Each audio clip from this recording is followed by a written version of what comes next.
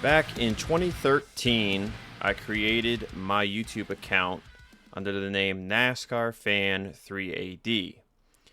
Along the way, it has changed to CR383, which was my initials, the number 3, and then Austin Dillon's initials and the number 3, and then later changed to what it is today, Bulldog Speed. In the early years, I was mainly an offliner, and then in 2015, I started doing a Let's Play. On September 30th, I got my first channel shout out by a channel I had been following for the last 2 years, the NNSCRA Gaming Network. Gave me a shout out on September 30th, 2015. 7 weeks later, on November 18th, 2015, I made my online debut in the NNSCRA Icebreakers online series. It was a truck series race at Pig Stadium. Qualified second place, caused a few wrecks, tried to go for the win in the last corner, caused another wreck, and that was my first race online for NR2003. Joining me on today's episode of Who's That Driver, episode 9, as always, I'm your host, Zach Rogers, is the founder, head admin of many leagues under the NNSCRA umbrella, Seth Cole. Seth, thanks for joining me today. Hey, thanks for having me. Thanks for regaling all that. It feels like a lifetime ago. I've never felt more old in the last week as I do right now. Yeah, right on. Me too. I mean, it's crazy to think that this November will be 10 years for me on the online side. My offline trajectory was, I believe, sometime in March. So that has been 12 years now on that side. But yeah, time flies. It's crazy how long ago that all was. There's a lot of little events in there that you kind of forget about, and then when you get to come on to like something like this. I had Blake last week, and Blake was reminding me of stuff that I had completely forgotten about. So it's a really cool dive. So I really can't wait to see what we dive into, what you remember that I have probably forgotten about, and vice versa. Yeah, I don't know how much I'm going to be able to remember. I have people that are constantly reminding me of races in the past, and I'm like, that happened? And then I have to go back and I have to kind of look, they'll show me like videos of it and everything. I forget a lot more than I remember of the stuff in the past for sure. Right on, yeah. So let's get into what the past week looked like for ourselves. So I ran a fast Renegade Cup Series on Sunday at, talk about blanking out, Canadian Tire Motorsports Park. That track was not kind to me the last 2 years when I ran it at Fast. I had a blown tire 2 years ago, and then last year I sped on pit road and then got hit with an RNG engine failure. This year went a lot better. I led a majority of the race and was able to hold off Randall Coleman for the win. Then I ran at Maverick on Tuesday night at Kansas. Had a great battle there with multiple drivers, and ended up coming down to me and Jack Merkel with a 2 to go shootout, and I was able to get it done. What did your past week look like, Seth? Not that much racing. Most of my nights now, it used to be that, you know, 5, 6 years ago, if there was a series running on a weeknight, I tried to sign up for it, run in it, tried to at least 5, maybe 6 nights a week do league racing. Now, I'm lucky if I'm able to get in 1 or 2 races during the course of a week, and this week completely slammed with other stuff that I think my last online start I think was a Maverick race, and I think that was about 3 weeks ago. Um, it's just now most of my nights get filled up with other stuff, whether it's broadcasting, whether it's gaming, because on Friday nights we have kind of like a set date for playing Fortnite. So my online racing career, if you will, it's definitely wound down a lot uh, lower races during the course of even a month now than it used to be. Right on, and I myself have been doing some broadcasts here and there on my own channel. I've done a few now, and then also majority have been me going on Top Dragster with Andrew Miller and helping him out on his channel. So I've definitely been kind of inching my way from like the racing itself and kind of getting more into the broadcasting. I don't really do offline anymore, so whenever I have that commentating itch, like it's online is like kind of more fun for me now.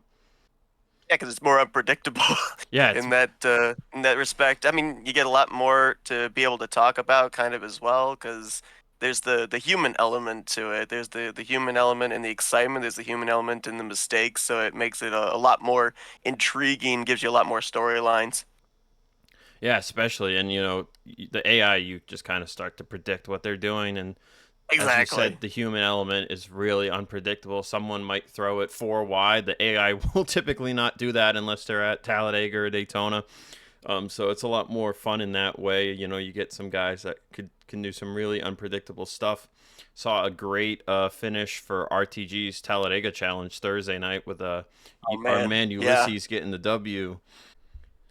Yeah, that Um, one was crazy. I don't think I might be wrong, but going back to all the years that we've done the Tally Challenge, I don't think we've ever had a four wide move for the win before. That was the first. Yeah, it was quite the move too, and just another part of the whole human element thing that you don't typically see with the AI is the AI will have like one big wreck, then they all race back. The human side of it, man, there might be two more big wrecks after the first one, and we Oh saw yeah. that Thursday Yeah. night. There was one big wreck, then there was like another kind of wreck, and then there was another wreck coming to the line. So it's just like constant crashing, trying to do something. And you got also like in terms of pit road. I mean, with Oh RTG and yeah. the Tally Challenge, they do hot pitting. AI would never consider doing something like that. Incidents on pit road, you get some of those weird glitch incidents with the AI, but there's just so much more in the human element as far as traffic control, trying to make sure you time getting into your pit stall, out of your pit stall without hitting somebody. We'll see so many times drivers have incidents off of turn two, specifically when they're running at Talladega, and it doesn't bring out the yellow flag. So you kind of have that as well. A lot of times with the AI, they'll wreck in an area where it's always going to bring the caution out. So yeah, just as I said, the human aspect of it makes it so much more intriguing. You know that there's constantly communication going on between drivers and teammates and allies and all that kind of stuff as well. So it makes it so much more unpredictable. And to be honest, when you're broadcasting it, you maybe without realizing it, you're a fan, you're a spectator watching it as well, kind of on the edge of your seat, waiting to see what's going to happen. Also, you're commentating what you're seeing, but you have no idea to predict what's going to be happening even in the next corner. Yeah, I mean that's like the greatest part about it, right? Is you really have no ideas, and that's what I've really like enjoyed about the whole broadcasting thing is just being able to sit there as a fan again and it be real people that you get to talk to after the race so you can actually ask them like why did you do this, why did you do that, instead of the AI. You're just like, yeah, they're just programmed to do that. It just kind of Exactly. happened. So Yeah. first major question here to go into the show is what got you into motorsports, who your first favorite driver was, who it is now, if it's changed at all, and then your favorite form of motorsports. Oh, favorite form of motorsports would be NASCAR. I've dabbled a little in IndyCar. I've just now started getting, well, I can't say getting into F1. I've watched a few F1 races and it's, I guess, a little too convoluted in how everything works for my little brain to be able to wrap around. But it would be back in 2001. I was actually at my aunt's house in Connecticut and a commercial popped up on the screen advertising NASCAR. And I don't even know what it was. I don't know if it was the fire suit, if it was the car, but I saw Jeff Gordon's car on the screen. And at that point in time, I was intrigued by it. I didn't have a clue what NASCAR was. I didn't even know that NASCAR was a thing that even existed. But that image of the 24 car kind of stuck in my head. And then 1 year later, I ended up getting to see my first Daytona 500 in 2002. Um, the house that we had was high enough up on a hill that we were able to get our local NBC cable channel, and it aired on our TV, and I was hooked. After that, I was hooked. after that, I was always going to the supermarket, to the General Mills cereal boxes, seeing if they had those Richard Petty or John Andretti die-cast Hmm. cars.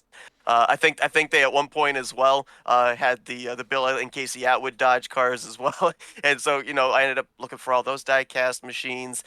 There was one time I think it was Kellogg's had a promotion where they had if you collected enough of the box tops, enough of the codes, the barcodes, and sent them in, you could get a Jeff Gordon 164 scale hauler. So I ended up doing that.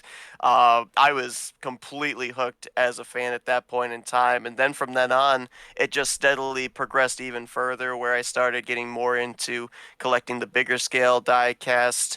Eventually, watching full seasons of NASCAR. So Gordon was the first one, and he stayed pretty much my favorite driver up until he retired. It then transferred over with William Byron.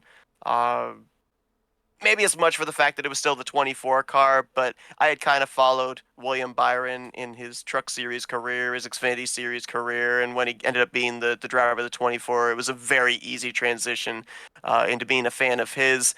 And then I also had Casey Mears as well. And again, I think it was the car design that made me more a fan of his than anything that he had done in the past. Because for me, Casey Mears was just another name. But then when they put him in a number 25 National Guard machine in 2007, it's like, wow, that is an amazing car. And after that, Casey Mears ended up being a driver of mine as well, even when he went over to Germain, and even these couple of few starts he's made here as well in the past couple of years. I've always still been a fan of his. Yeah, I was gonna say I totally forgot until you just brought it up that you were like the big Casey Mears fan. That when I first got to know you, you were like Casey Mears everything, whether it was like the 25 or whatnot. So yeah, it's funny though how many Jeff Gordon fans we've had, and we're only nine episodes in, and I feel like half the people that come on here are like, yeah, my first favorite driver was Jeff Gordon. And it's just like a common trend, I guess. A lot of us got into the sport in his heyday, so you got Gordon fans, Junior fans. Obviously, we had Cody Lamas on the show, Jimmy Johnson fan. I can't really remember if we've had any other like stagnators. I think it's mostly been like Hendrick or Junior fans, to be honest.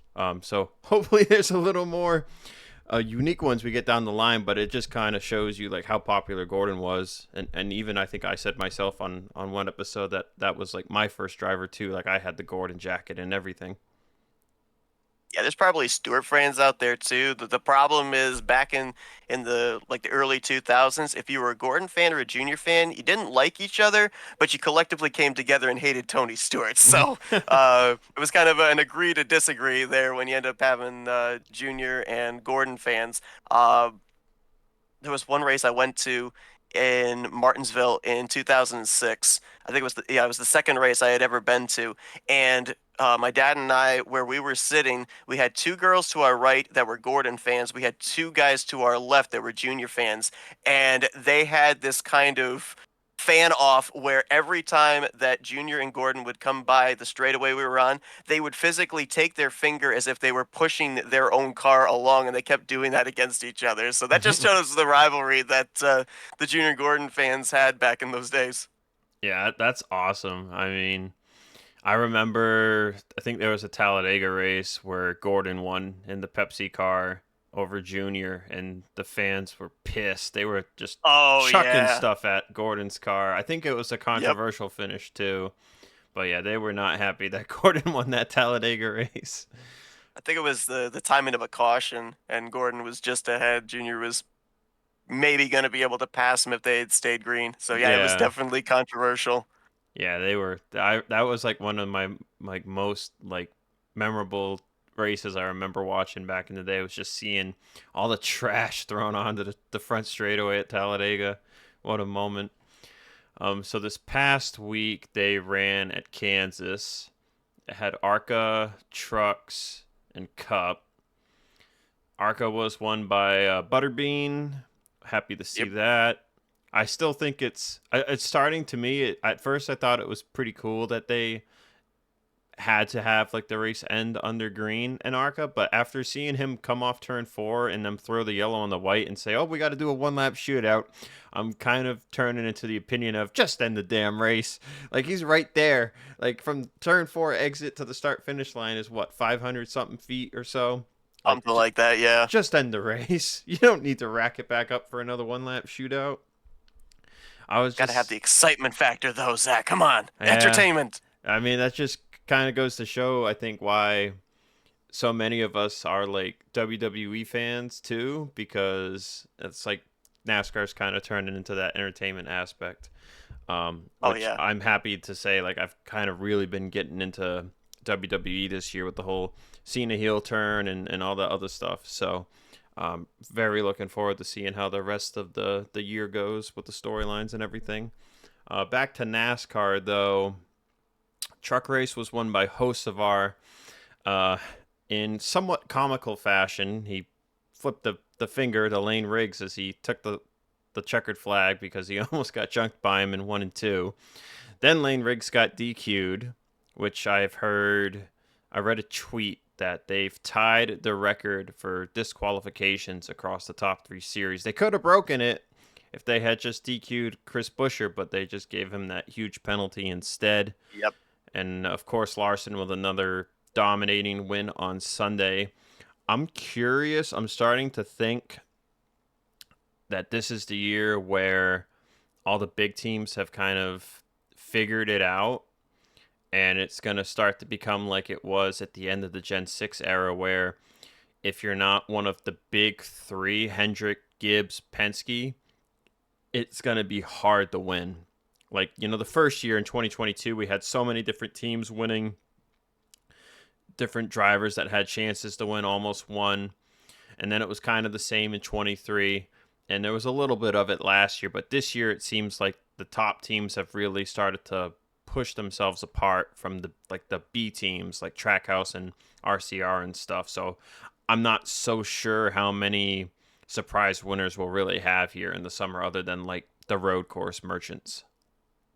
No, I think you're right because I think you mentioned about Trackhouse. I mean, you kind of look at the trajectory of Ross Chastain and, you know, 2023, 2024, he was guaranteed to at least be up in victory lane at least once during the regular season, even maybe to this point of the season. And now we're lucky if we see him up inside of the top 5 consistently every week. And he and Suarez have complained about the speed. I think another point that to what you were saying there, I think that now those top teams have established themselves and now they're trying to see how can we overstep the limit. I think that's why we saw all those tire failures during practice and a couple of them during the race at Kansas is they found the peak now. They found the mark and they're trying to figure out how can we get just a little bit more. I'm not necessarily sure if Gibbs has 100% hit the same level as Penske has and Hendrick has, just based on the long run speed has not quite appeared to be there for Gibbs just yet. But from what I've seen now out of Briscoe starting to kind of find his feet in the 19, Ty Gibbs has finally turned it around and everything as well. I think Hamlin the last 2 weeks easily could have finished inside of the top 5, if not won one of those 2 races, but he had the engine failure and then had the transmission problems. So I think the speed is finally starting to come into Gibbs. I think they were just a tick behind Hendrick and Penske, but I think you're right. I think we're gonna have those be the big 3 again here until some sense of change comes in that brings the parity back that we had about 2 years ago. Yeah, exactly. And I mean, there are some drivers right now, like Ryan Blaney, has had a ton of bad luck, but constantly up front, and he I think has had like the best long run speed out of anybody. They had a statistic about it. I think they showed last week or 2 weeks ago that Blaney has passed like the most cars this season so far, Yes. and he still hasn't won a race. I mean, he's gonna get one here sooner or later. I think maybe Gateway he'll have a really good shot as long as he doesn't run out of gas like he did last year. I think he'll have a really good shot to win that one. Uh, New Hampshire will probably be Christopher Bell again. He's just so good there. I'm blanking on a lot of the tracks we're going to I this would give summer. Blaney a great shot at Charlotte. I mean, Yeah, that's it true. it's the Yeah. longest race of the season. He, by far, I think, for the last couple months, has had the best long run car in the field. He just has not had the luck to be able to show that long run speed. So I think that's a track and that's a type of race with its length that would fit right into his wheelhouse.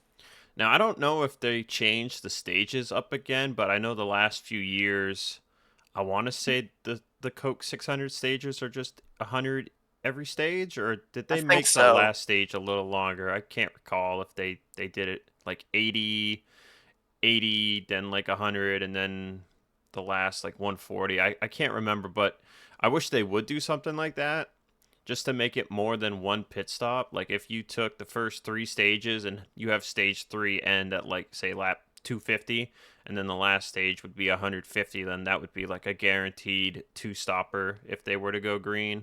But lately, I think the Coke 600s have kind of delved into some chaos at the end of the race, so Yeah. it should be fun either way. But we've got Wilkesboro this weekend. They had the Cars Tour last night. We're recording here on Saturday, the 17th.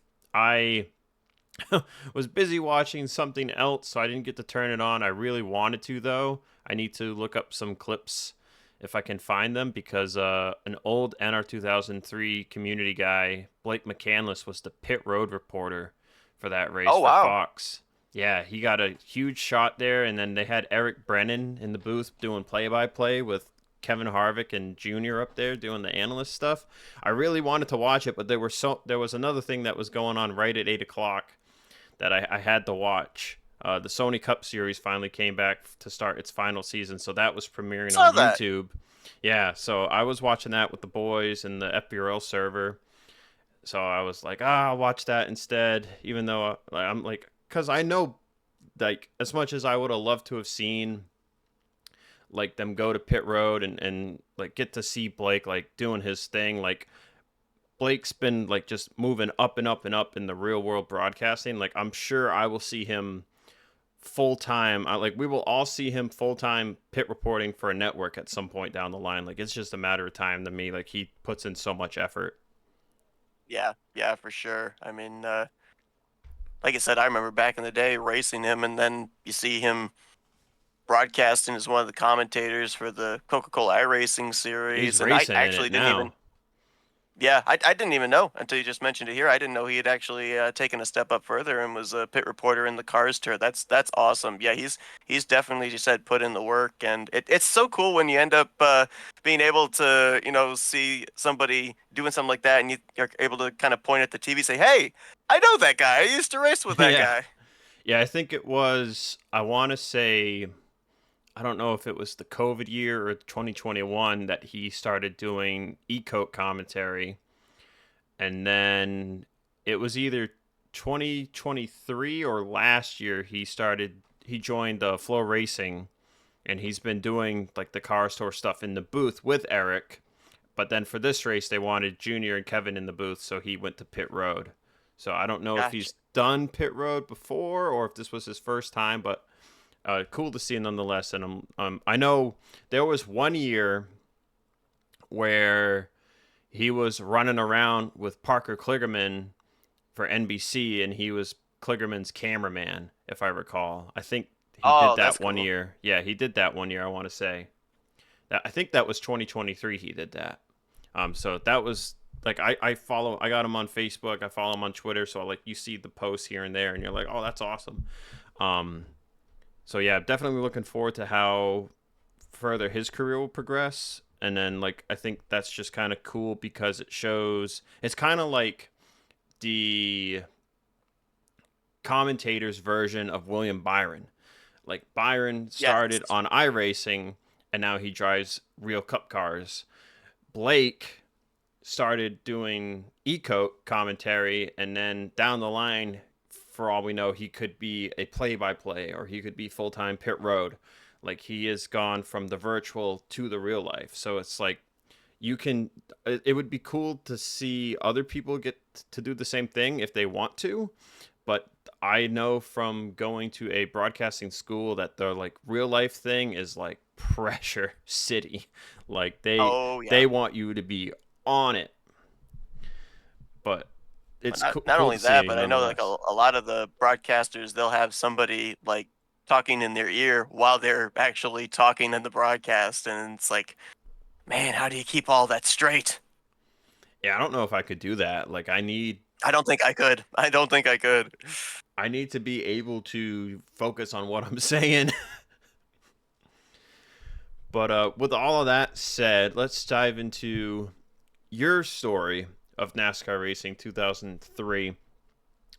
So, first big question is how you got into NR, and then how many years you've been in NR, which you can basically glean that from whatever year you got into it. So, So the first year that I got into NR 2003 would have been 2011. I had originally had a channel where I was doing diecast stop motions, and somehow I ended up stumbling across a video from a guy called NASCAR Stop Motion Guy, and it was so much more realistic to me, obviously, than stop motion. Because stop motion, it's you take a picture, you move the cars, you take a picture, you move the cars. This was computer generated racing. So it was much more realistic in how the cars looked, how the cars raced. And back in those days, YouTube actually had a feature where you could direct message somebody. So, out of curiosity, I messaged this guy and I said, "Hey, that's actually pretty cool. How did you manage to do that? Is there a program that you have to download? Where can I go to be able to get this and maybe try start doing this on my start a channel on my own and do this as well?" And the guy's name's Sean Galligan. I have known him ever since then. We constantly every week are doing something together. Uh, he was very obliging. He's like, yeah, here's the link to what you need. Here's the video on how to install everything. Back in those days, you actually had to mount the game on a CD. I think I actually had to mount it onto two CDs because the file was so big, and install it that way. Nowadays, you can just download an exe and install the game. So there was a number of steps you had to go through back then that you don't have to now, and installed the game. Uh, had a video camera that was a DV camcorder. I don't know how many people know what that is. Basically, you have a little video cassette. It's about maybe the size of maybe like a quarter of a Hershey bar. It's about that size, and you plug it into the camcorder. You then record the race.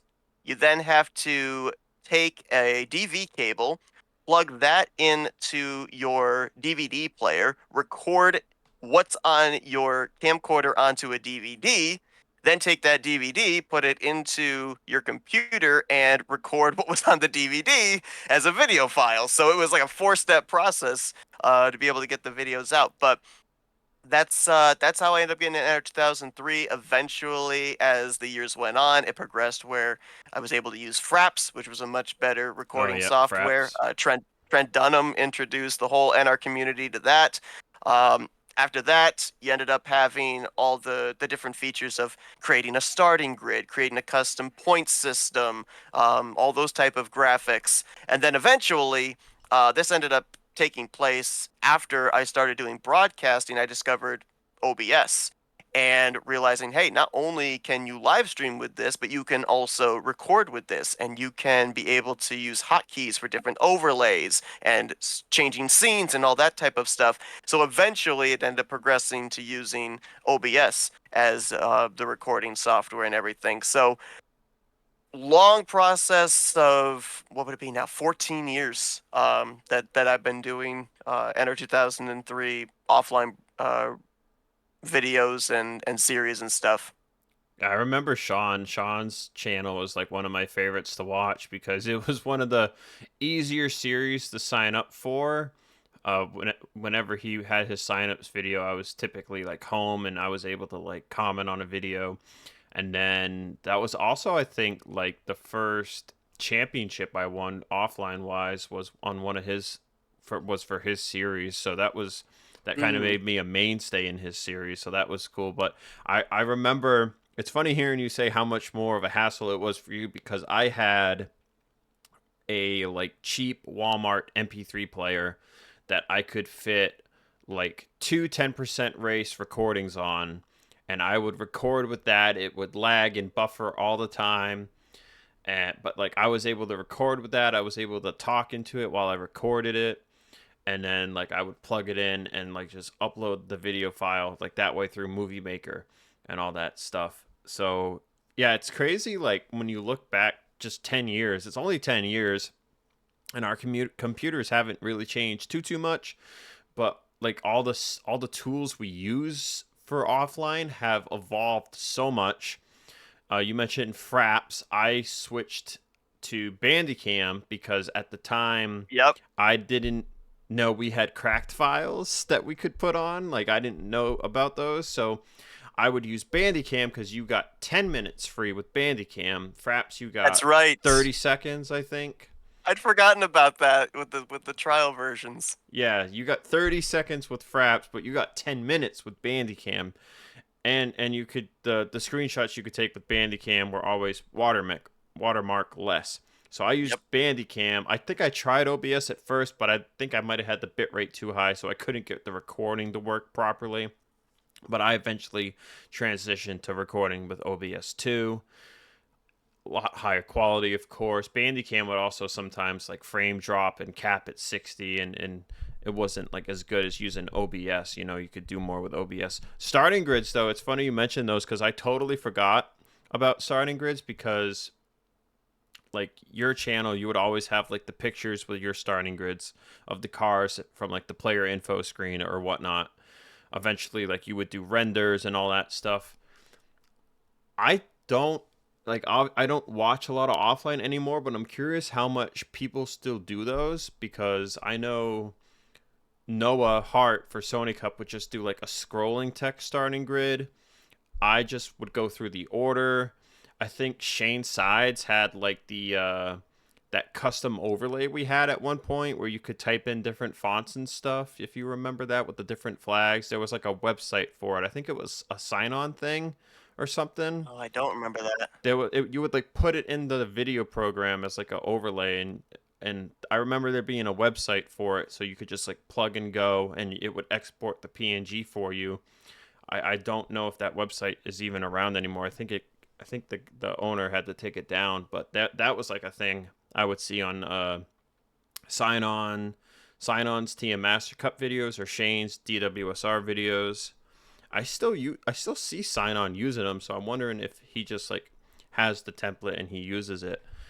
But like point being, like it's a lot easier to run offline now, especially with Tyler Mallon's EXE. Like you can throw a yellow if you want. You can park somebody by disqualifying them if they're 30 miles an hour off the pace and they're causing accidents.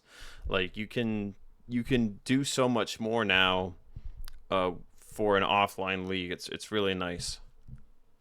Yeah, and I mean even to the ticker, GNL TV had like a ticker out there that you can customize and everything. A lot of people still utilize the UIE and everything that Oh you yeah, can the have armory. for like, yeah, the Armory Digital stuff for like NASCAR on Fox or NASCAR on Speed or all that, or you can even like customize it for your series. I know that Napa fan, he's now AG the channel.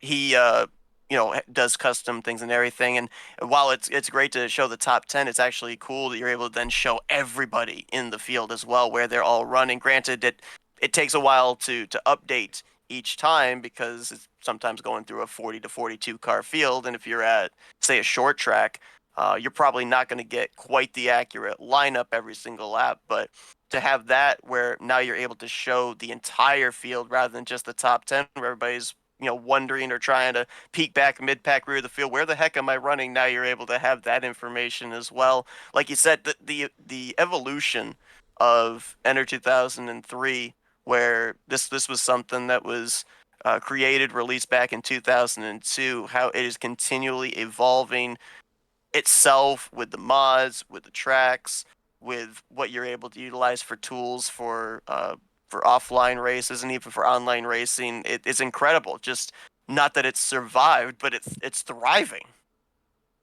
Yeah, right on. Like it's really cool. How much more we're able to do. Like 10, just like I said, looking back 10 years ago, it's crazy to like how much harder some things were when, people had to disable DEP or turn off secure boot. You don't have to do that stuff anymore. Like if you Nope. get Tyler's EXE, and there was even an old EXE that Steve Rada gave me at one point that was no CD patched, and you didn't have to turn DEP off. So like that was a huge plus for me because I got tired of putting the disc in every time I wanted to load online. Right. And here's like another layer, like just I remember coming in and I remember hearing how like when the game first started for online they had to use dial up and you couldn't have someone call your house or you'd get kicked off, right? Oh, And then we had already that advancement in the early 2010s where we have internet and Wi-Fi now and you don't got to worry about that. But I yep. remember people used to blink out a lot more if they were on just strictly Wi-Fi 10 years ago because the speeds were so slow. If you were on Wi-Fi, not hardwired, you would blink more and stuff. Now you can run Wi-Fi and you're fine. Like you don't have that problem unless you're just like really far away from the server or you've got a storm going through the area. Like you can run on Wi-Fi no problem now. Yeah. I think I wasn't on dial-up, but I was on wireless when I first started racing online, and I don't remember 100% if I was one of those that usually was being told, "Hey, you got a bad connection, you're blinking, you're disappearing." But I do know that it definitely did play a big part as well into how you kind of had to change your racing style, I guess, because the frame rate was not always the best. So if you were going to make a move, you had to time it maybe a little bit earlier, or you had to weigh the choices of if I make this move, is it going to work with how slow the process is going to be here. So yeah, as you said, it's with now with the capabilities of wireless and everything, the servers being much more established and everything, it's made things a lot easier on the online side. Yeah, and I mean, we used to have to worry about the warp because netcode was such a killer 10 Yeah. years ago. Like, if you got any bit of netcode contact, you just got sent straight around.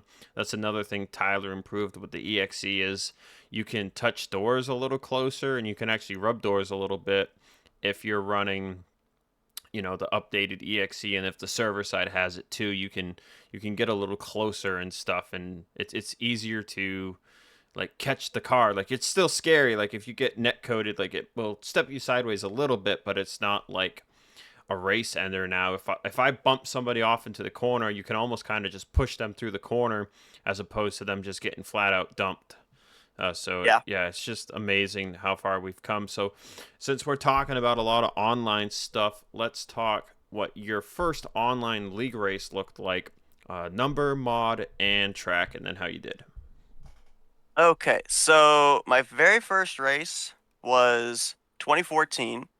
A friend of mine, Jessica Shelton, said, "Have you ever done online racing?" No, never done online racing. Well, I race in a series you should try out and see how you do. It was called TNR, Total Nonstop Racing. Mm-hmm. Brandon Guns and Corey Williams were the admins of it. And I drove the number 98 K-Love Ford Fusion, the Michael McDowell car, for I think it was a team that Phil Parsons Was owned that back in the PPI? day. I think it was PPI or PPR, something like Yeah, that. I think that was the Uh, 98 car. Yeah. yeah. So drove that. The first race was Talladega Night. I want to say it was 2012. And knowing what I know now, first race me drove 100% steering assist, traction and stability on. Somehow survived that race and finished in the seventh position. But that was my first introduction to online racing. Was at a super speedway and with all the assists that you could hope for. Right on. I remember TNR. That was such a great super speedway league to run. And I remember, for me personally anyway, it was something that I always wanted to win. There were a couple of races where I had a good chance to win there. And then I finally got one done. They were using the CTS mod one year. and I don't remember exactly how I got the lead, but I got one win at JGIR, which, JGIR was always a fun time just because, I mean, how do you resist Not a if you were a 7 mile keyboarder. 7 mile super speedway? Well, yeah, you didn't want to get dragged down the pit LP, right? Well, no, the problem was, and they've made an updated JJR since then, Oh, but it really? always was if you ran 100% steering assist, you couldn't run the bottom. You couldn't turn down the. You were always running about. I think it was like the third groove from the bottom. That was the racing line, and that's the only line you could run. You couldn't turn left. You couldn't turn right. You were stuck there. Dang, I never knew that. I'm surprised they made a new one. When did this new version come out? I think it might not have actually been a new version. It might have just been a modified version. I think it was changed sides. LPs, maybe I think changed that he LPs. changed the Yeah, LPs on it or something. Yeah. yeah. So there's a lot of good tracks out there that are ruined by a not so well made LP. So Yeah, thankfully, but I a think lot there of is an us know how updated to. JJAR. I think there's a 2015 or a 2016 version out there now. Oh, cool. Yeah, that's one of the tracks I haven't run that track in so long because I don't think many SS leagues use it nowadays. I think like we use a lot of the I see a lot of SS leagues used like the smaller ones like Bermuda or gosh, what's another classic? Escondido is another popular Escondido, one. Like the FTF. tracks that actually have like two grooves. Like JGIR doesn't really have two grooves because it's so long and just wide corners. Like it's hard to really get that second groove. St. Joltis, you can get a second groove to work, despite Yep. its 5 mile size. But yeah, I think JGIR we kind of need one that has like multiple grip lanes so that you can kind of pin the bottom better. And like if the bottom has more tire heat than the middle to outside, then you could probably get 2 to 3 grooves to work just because it'll get a little tight on the inside. Yeah, 'cause it's what, like 6, 7 grooves wide, and it kind of reminds me of super speedway that Lyndon Wright put out called Canyonland. It was like 8 lanes wide, but in order to actually have side by side racing, you had to actually run the apron, the 2 lanes down on the apron. Everything up above the white line, if you went up there, you were dropping to the back. So I don't know if there's some way with JGIR to kind of bring those outer lanes into the picture or not. Um, I think the last JGR race that I ran was a couple of years ago. It was in a super speedway series that I adminned, but you're right, it doesn't get used all that often, which is kind of a shame because being as big as it is, it makes things really interesting as far as fuel strategy and everything on long runs. Because especially if you're running CTS physics on 2X, the fuel consumption at a track like that, you're only able to get maybe about 6, 7, 8 laps before you have to come to pit road. So it makes things interesting for strategy. But as you said, it's tough in the corners to have the side by side race, and it's so dominant on that inside line. Yeah, you're burning like what 2.5, 3 gallons a lap running around that Something like track. that. It's crazy. Yeah, Linden's a name I haven't heard in a while. It kind of dropped off the community. I don't think I've seen him race in a while. Have you? No, I don't think I've seen him race at all. He just was it about maybe 6 months ago put out another crash compilation. I don't know if those are old files he had or if he's still doing stuff. I think I don't know for certain. I think he may be doing some iRacing stuff now, but as far as NR is concerned, I don't think he's racing anymore. At least I've not seen him in any of the circles I've been in. Gotcha, gotcha. Okay, so that was your first race, JGIR. What did your first league win look like? My first league win was actually a gimme win, if you will. I want to say it was Penalized I want to say driver. season 3. No, not a penalized driver. The top 3 all wrecked, and Oh, I was fourth. Um, hey, I did that to it Charles was, Sanford 2 times. I remember that. Yeah, you gave him a Twice. win on his birthday, I gave him Eldora. I gave him two. Well, I gave him the Pig Stadium win too in Dominoes. Oh, that's right. That's Yeah. right. I'd forgotten about that one. But it was I want to say it was 2015. I want to say it was season 3 maybe of the Icebreakers Online series, and we were running the NCTS '09 trucks, and it was Bristol. and I think it was Jessica Sheldon, Levi McIntyre, David Culpepper. I think they were the three that were racing for the win. And I don't remember exactly who got into whom, but they all three wrecked.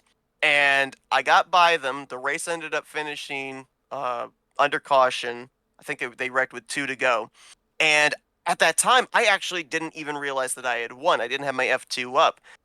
I had actually gotten bypassed on that lap by Charles Jackson, and I thought he might have actually won that race and that I finished second to him. It wasn't until I checked the F2 that I realized he was actually a lap down, and I went from fourth to first and got my first win there. Of all tracks at Bristol, that there were other tracks that I was a little bit better at. Short tracks were definitely not a place I expected to get my first win, but yeah, a gimme win, if you will, was my first one.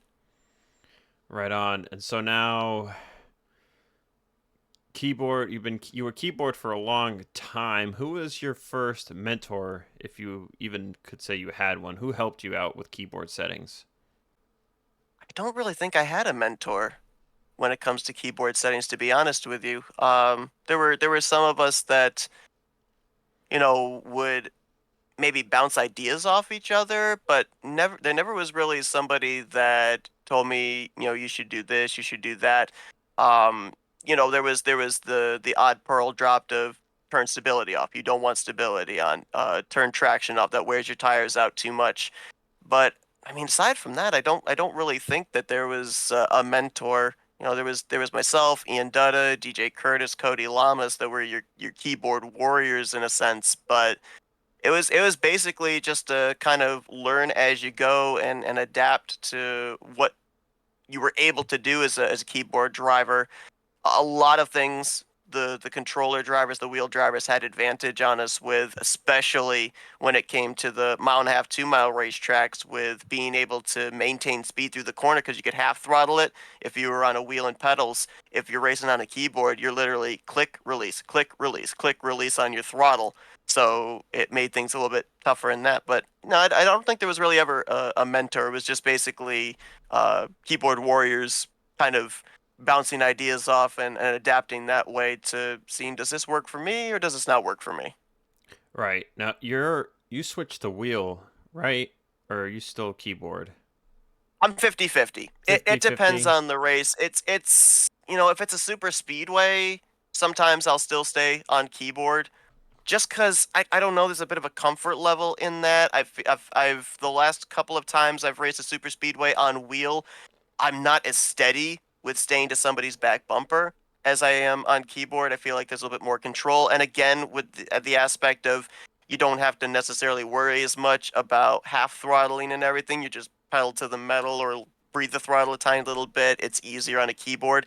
But for mile and a halfs, short tracks, yeah, I'm breaking out the wheel now because I feel like there's so much maneuverability now to be able to use the half throttle, to be able to make moves, change up lines on entry to center of the corner, all that type of stuff. I guess we'll say 80% wheel driver, 20% keyboard driver right now. Gotcha. What's the keyboard layout you got for keys? Oh gosh. So yeah, people ask me that when they're setting up keyboard and everything. So my throttle and brake are C and D. I used to always be automatic shifting, but then swapped over to manual. So first gear is Q, second gear is A, third gear is Z, and fourth gear is X. Just kind of like working down the left side of the keyboard. My neutral is W, and my reverse is E. And then for the driving, my comma and period are turn left and turn right. So basically, like the visual of those two like arrows above them there. If you end up hitting shift, that's the visual for turn left, right. And then my clutch is the colon semicolon key. So when so you got, I'd assume, your right hand on the comma and period and your left Yep. hand on the other keys. What finger do you drag through the gears? Do you keep your finger off of the D? The D would be your brake, right? So you just keep your finger off the D and drag it down the list. No, so basically, my pointer finger is always the throttle, and then if I need the brake, then my middle finger jumps up to the D to hit the brake. My ring finger will hit first, second, and third gear, and then my middle finger comes down for fourth gear. Okay, yeah. I like whenever I ask the key settings, I like to try to visualize if I could do it or not. And like some of the like hand motions, I think for like Cody or DJ, I was I like, don't know how Cody I'm does it. getting He's told like me his twister too. fingers over Me here. too. like He'll tell me what it is, and I'm like, how does that work? How are you in control? yeah, it's like, oh, it's like one hand, two hands, and I'm like, I need the numpad. I gotta be 8 4 6 2 plus and minus, and like just like on top of it like that. Like I can't, and I'm always using like my thumbs or my fingers. Like the natural, like when I go to put my hand on the numpad, my natural movement would be right pointer on the throttle, left pointer on the brake, and then I've got my right thumb on the 6 key and my left middle finger on the 4 key. That's how I would drive Okay. it. And then I would like probably just like move my thumb over to hit the plus if I need to shift up. Like that's how I think I used to do it. And I was similar like that with like arcade games. I would use just a directional pad for some arcade games, and it would be the same way. I'd have my left pointer on the down, my left middle on the left, and then my right thumb sitting on the right key, and my right pointer finger sitting on the up key, and I would just drive it like that. And I wouldn't really use anything else unless I had to like hit like a command key. Like if I was playing Need for Speed and I was playing as the police, then I like would like look up the key for like a spike strip or a roadblock or like how to change to different cruisers and stuff. Like I would look up those keys. So then I would just move my left hand over and switch keys as needed. So that's Yeah, how like I've always keyboarded that way. I never did arcade stuff and everything, so D-pad stuff is completely unfamiliar to me. Right on. Preferred number. You've had a lot over the years. What would you say your first preferred number was, and what would you say it is has evolved into? Uh, Man, that second part's gonna be tough because I've been all over the place. My first preferred number was 52 Yep, I remember that because one. it was the reverse number of Casey Mears. Can't take the 25. That's Mears' number, so let's just reverse the two numbers and run the Hendrick font with the 52. So that was my first number. That was my preferred number. I eventually, since I had my first start in the 98, I eventually in a number of series brought the 98 number back. After that, I ran the 9 for 72 a was little one you while. ran at one point. 72. I don't know if you remember that, if that was just offline strictly or not. That one was offline, and that was only in relation to some of the other cars that were on the team that I assigned myself to. Um, I ran the 9 for a couple of seasons, and that was, of course, because William Byron was driving the 9 for Junior Motorsports in the Xfinity Series.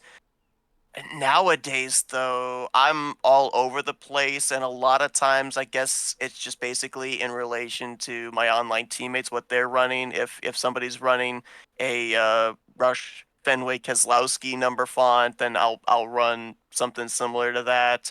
If it's an RCR number, anything like that, then I kind of correlate to that. So there's some unity, some continuity there.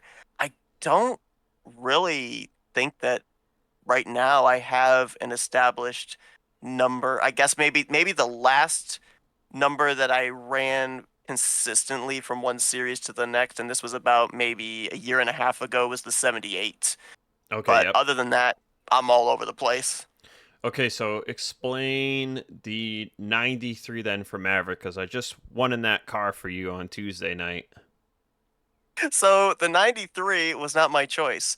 I was not planning on running full time in Maverick, and I said to RJ, I said, just sign me up for whatever number. I don't care.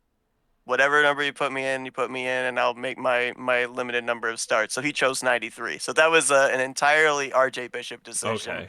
And then as it turned out, I was going to be like, well, you know what? Maybe I'll run full time. And then now I'm not running at all because I have something else that I'm doing on Tuesday nights. So yeah, that was an RJ call. That had nothing to do with me. I left the ball in his court on the number choice.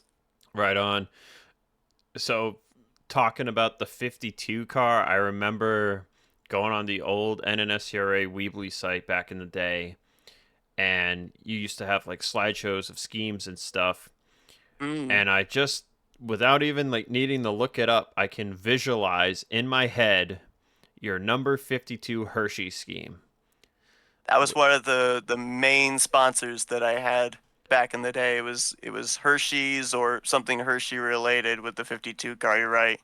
And nowadays, you guys mostly run, from what I've seen, you run like a lot of Disney Speedstorm schemes and or other stuff. Yeah, I think mostly for me now, a lot of stuff revolves around We the Coasters and coasters that I've enjoyed and everything. There's a couple of like little minor sponsors that I'll run every now and then, but it's mostly uh coaster related stuff just because I like schemes where there's something all over the car. I'm not that much of a basic scheme guy or just like a basic design guy. I like to have the car look busy, I guess. So that's mostly where a lot of my sponsor stuff is too. If there's a video game that comes out that I see that I like as well, I'll do that because that gives an opportunity for a lot of creativity and putting a lot of stuff on the car too. Yeah, that's one thing I've always liked about your schemes is how busy they are. Like, simple looks great, a little stuff looks great, but then like a busy car, like there's so much to look at, and that's like always been like a favorite thing to me of your schemes that you've done is how busy they look and how like well they all like everything like gels together. That was like a big thing I like about Cosman's schemes. Like Cosman can make a Yeah. good busy, like he makes great busy schemes that pop at you. Like he does a great job, and like you have like a similar vein to that in your own special way. So it's cool to see that. Like Cody, I remember telling Cody, I wanted Cody to do a scheme for me, and he's like, I can't do circles, and I'm like, damn it, like what do you mean you can't do circles, or something like that, and we ended up just doing another scheme. But like everyone's got something that they're good at when they paint a paint scheme. Yeah, you mentioned Cosman, and I don't think I'm quite to the level of him. I think I don't remember if he used GIMP or if he used Paint Shop Pro. I feel like he used Photoshop though. And then there's another guy out there nowadays. Well, I shouldn't say nowadays. He's been doing this for a number of years. That I would love to be on the level of as well. Is Rodney Sullins. Like a lot of the schemes that he does as well. I mean, they look professional. I mean, one of them was professional. It was an Xfinity car out on the racetrack a couple of years ago. So, um, yeah, those are guys like you said that are so good at not leaving any wasted space on a paint scheme, and that's something that I love with when I end up doing paint schemes as well. Um, when somebody asks me for a paint scheme and everything, I'm like, am I making this too busy? Well, we'll see. And usually I end up getting the positive response, but I don't like seeing blank spaces on cars. That's something that irks me a lot with these next gen paint schemes in NASCAR is you've got all this space here. You could do something with it. Why are you not putting something there? Yeah, I that's why I like Trackhouse's paint schemes so much because they Oh use gosh, they're everything. fire. The Bush cars, especially now with Ross, like they just did the fan vote car. That'll be cool to see on track this weekend. But yeah, they have not missed, which is great because you know, as much as I like a lot of the Hendrick schemes, they don't really go crazy like some other teams could. RFK's got some pretty good ones nowadays. They've been Yep. utilizing the chrome numbers, which look great. Uh, Gibbs mostly does a pretty good job. I actually like the progressive car. Bubba's had some good Not ones. bad, but we could 2311. put Flo or Jamie on the car or something. Yeah, it's true. Kind of a missed opportunity to throw one of their like main advertisement faces on the sides. They Yeah. used to do that all the time. Yeah, 2311's got some good ones, but some of them just look. I think what's the scheme? They're all supposed to run it once this year. I think Herbst ran it at Circuit of the Americas. They had like some party type Oh, scheme, yeah, I know what you're talking about. and I forget what I compared it to, but I was just like, ugh. Like, this is kind of ugly. I don't really like the way the colors blend on this one. Um, Yeah, it's a very odd color combination. but yeah, paint schemes are like a great thing. I have always told myself, oh, just like I've been trying to tell myself, pick a paint scheme and just start running that paint scheme all the time because it's cool to have some like a trademark scheme. Like you see, Jovan Anderson is always either running his Amico Dave Blaney car or he's got the Voyles trucking colors on it. He does not run anything else, um, Yeah. unless like someone is telling him like, "Hey, I need you to run this car." Like he's usually running one of those two schemes. Tyler's always running the Bobby Labonte schemes from Yep. 2000 till like 2005. I've been kind of all over the place. I like to have sponsors that I like consume every day. So like I switched to Liquid Death this year because I've been consuming Liquid Death. I used to run Red Bull when I was consuming Red Bull. Um, I've had like a Corsair car, a Digital Storm car, the works. You know, I like to have a scheme for something that I'm using every day. But I've also been on a bit of a nostalgic trip, so I've been wanting to run like old paint schemes more, and I just haven't exactly like found the series to really run those. But I am going to be running a throwback scheme tomorrow at Fast. Even though it's North Wilkesboro, I'm going to double it up North Wilkesboro and Darlington.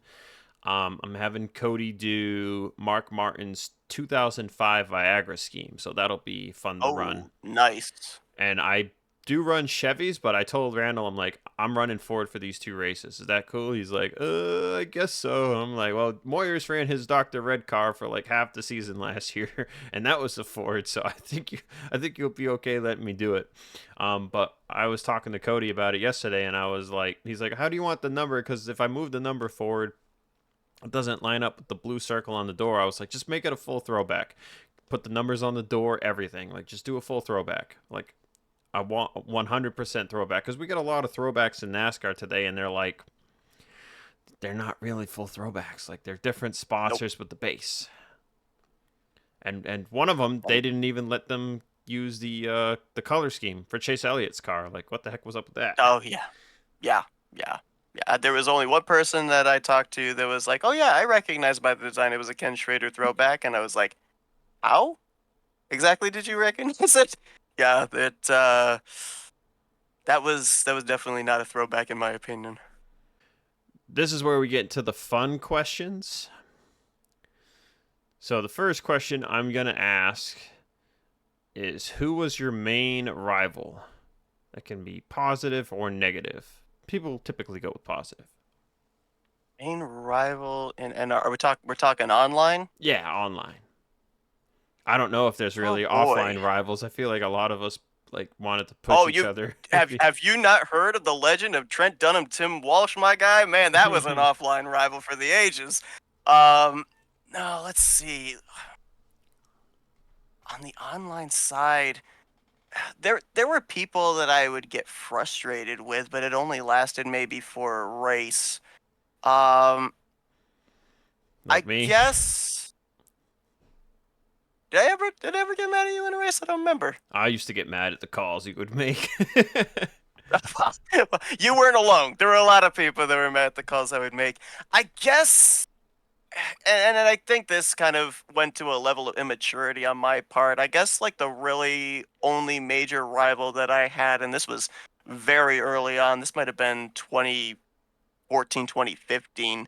And this was when I was an admin of my series back in the very, very early stages. Was there was a race where I ended up making some kind of a call, and Brandon Schmidt um, didn't like the call, and we ended up getting into it, and I immediately ended up banning him from my series. And I look back in hindsight, and it's like drivers have a right for their opinions. For goodness sake, why'd you pull the trigger that quickly?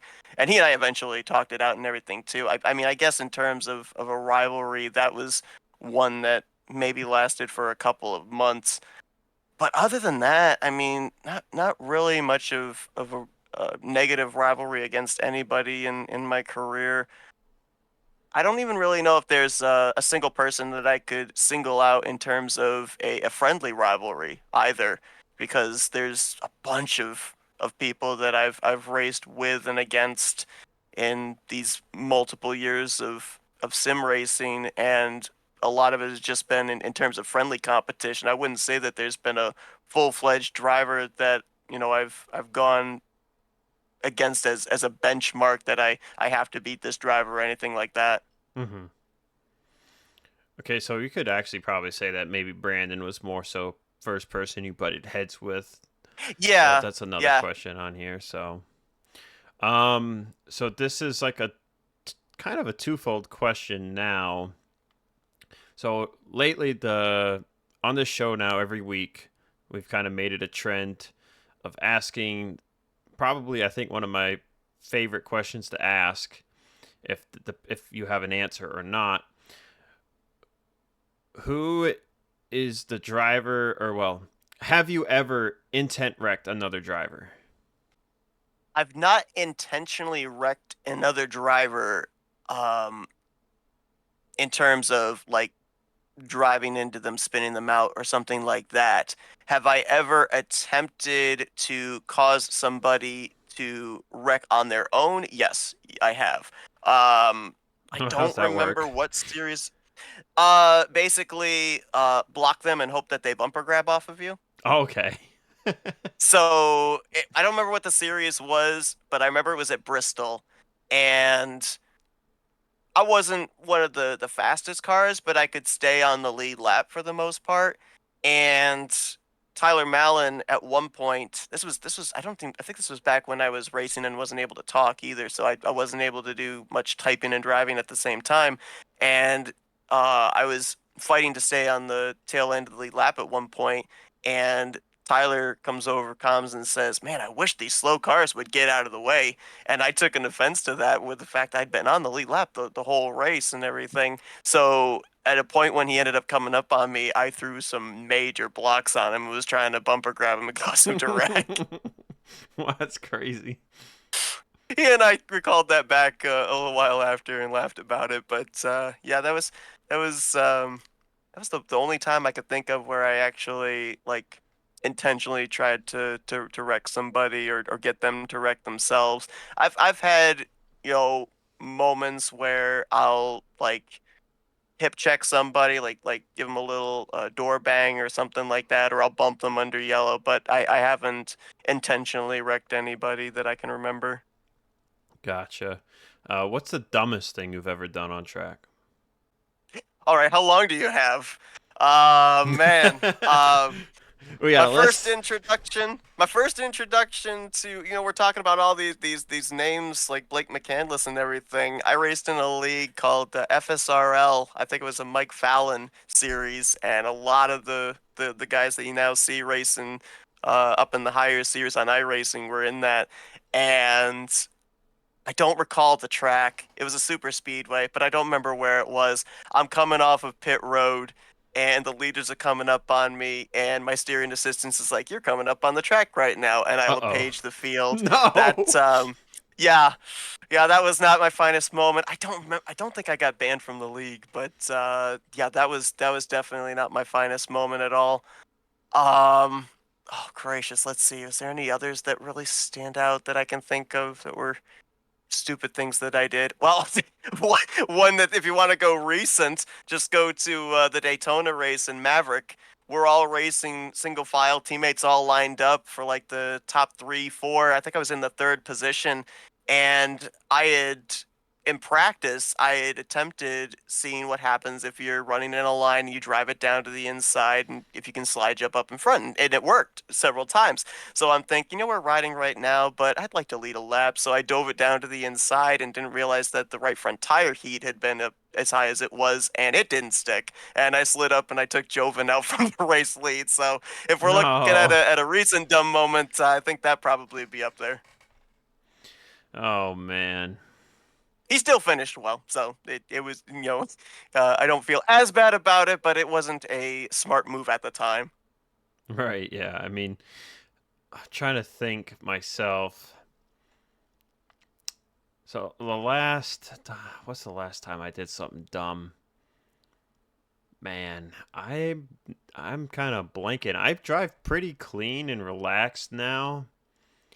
I have races randomly where like it's like I woke up on the wrong side of the bed and like I'll be two or three incidents deep and I'm just like, what is going on tonight?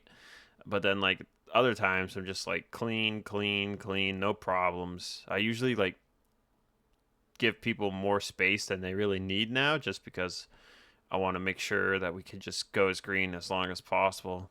Mm. I can't really think of anything recent. I will say though, I have intent wrecked a lot.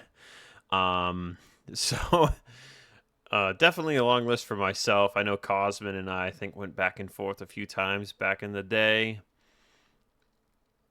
And yeah, One of my favorite memories of you was that IRL lights race at Bristol. You IRL got wrecked lights. in the closing Oh yeah, yeah, stages, and yeah. then you sat on the track Track when we were sat. coming around to the Yep, checkers. I remember that one. yep. That took out Jack Merkel and Jeffrey McClintock won, which then I think after I actually heard this like recently that the win was given to Jack. Like they froze the field going into turn three or something. Yeah, that was my last race on controller at the time in early 2016. Oh, I should have just brought the wheel out for that one because man, it was miserable on controller. I can Um, imagine. what's a moment between you and myself that you can recall? Between the two of us? Yeah, Hmm. could be offline style stuff. I know we've done like a small amount of co-commentaries over the years. Could be Yeah. online Yeah, we have. related. Man, let's see. Could be good, could be bad. I don't remember much aside from what I just brought up there with IRL. I don't remember a lot of anything that was bad of anything that you and I raced together. Um, I don't know. Maybe like some of there was a time you and I actually raced in FTF together, and I remember that a lot of the racing there was good. Okay, yeah, I think I remember that. Yeah. I don't think we did a whole lot of racing in fast together. I kind of stopped racing when you started. Yep. Um, Yeah, I but remember I vaguely remember there was something there were like two different incidences or something. There was something that happened one year and then like I think when I started in 2023, you guys like you and Nick were like kind of getting like fed up with fast or something.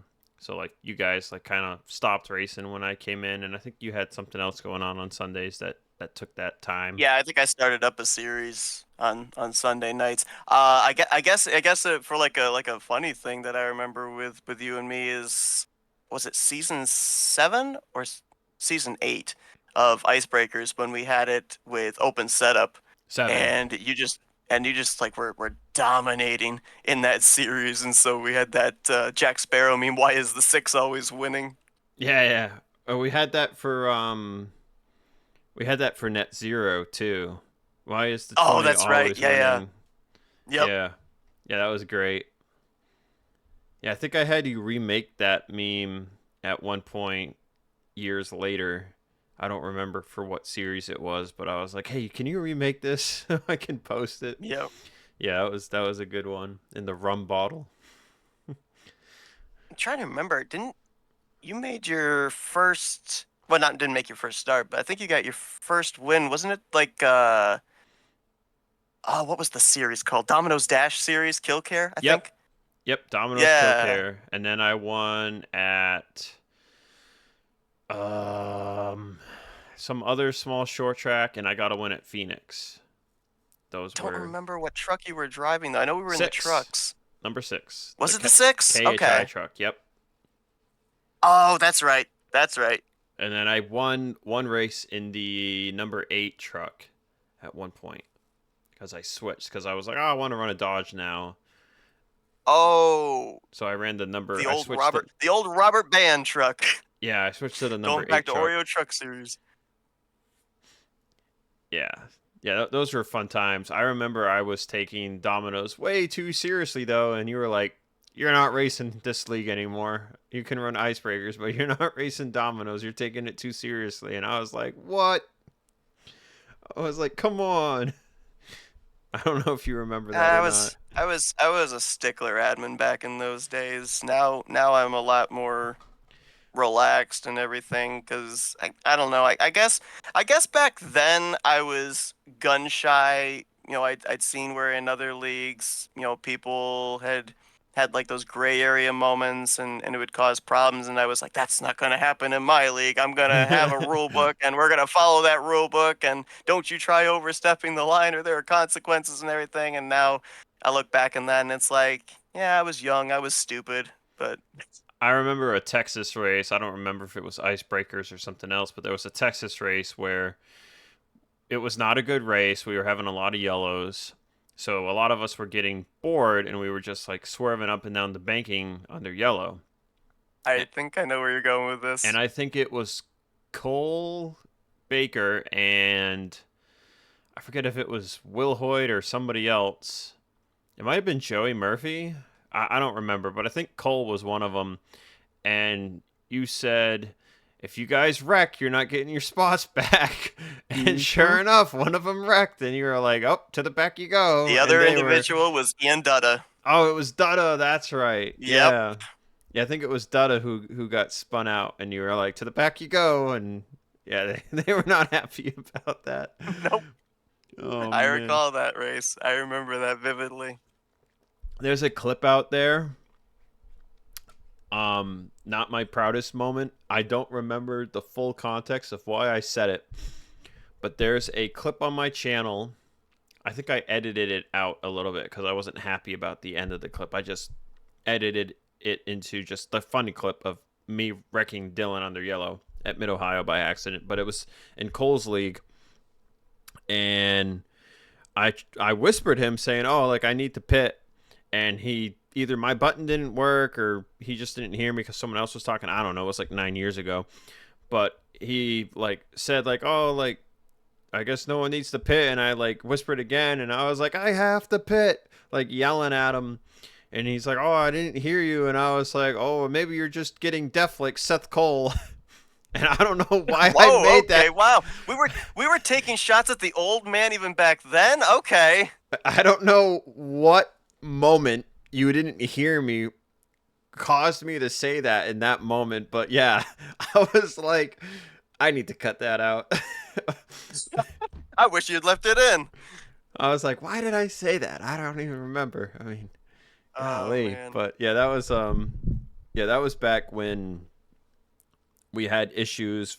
I think it was mostly I had a bad attitude and I had my own immaturity going on, and I didn't have like any accountability back then. Like I always thought wrecks were somebody else's fault. I didn't see it the way I see it now, and that caused me to be like the Trey Kinsey of the community, to put it in a way that's understanding.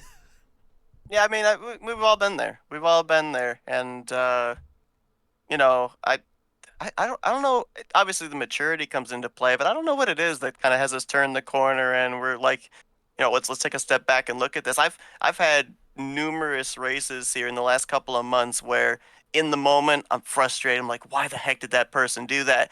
And then I don't say anything. I wait, and then I go back and look at the replay. I'm like, oh, that's what happened. It's all a racing deal. It's back in the day, it would have been like, nope, I'm typing bad things at you in the chat, and I'm Yeah, gonna, post on Facebook afterwards and all that type of stuff.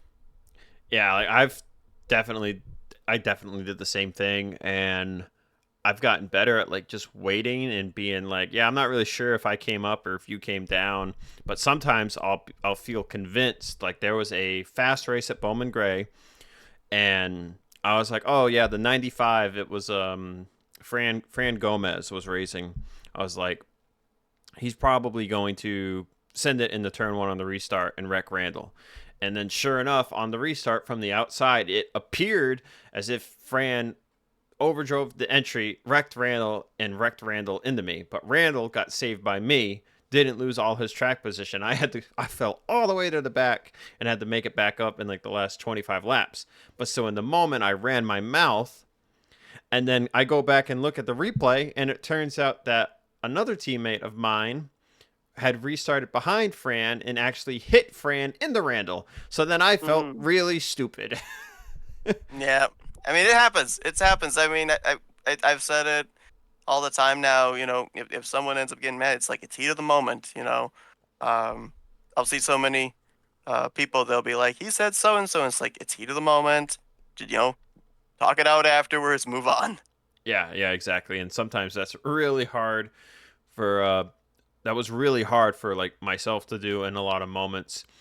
But like yeah, now I think I'm finally getting to like my point where I'm getting better about either not pressing the public button and just saying it over whisper, or just like letting it go a lot sooner. Like a lot of times now something dumb will happen, and like I'm over it like the next morning.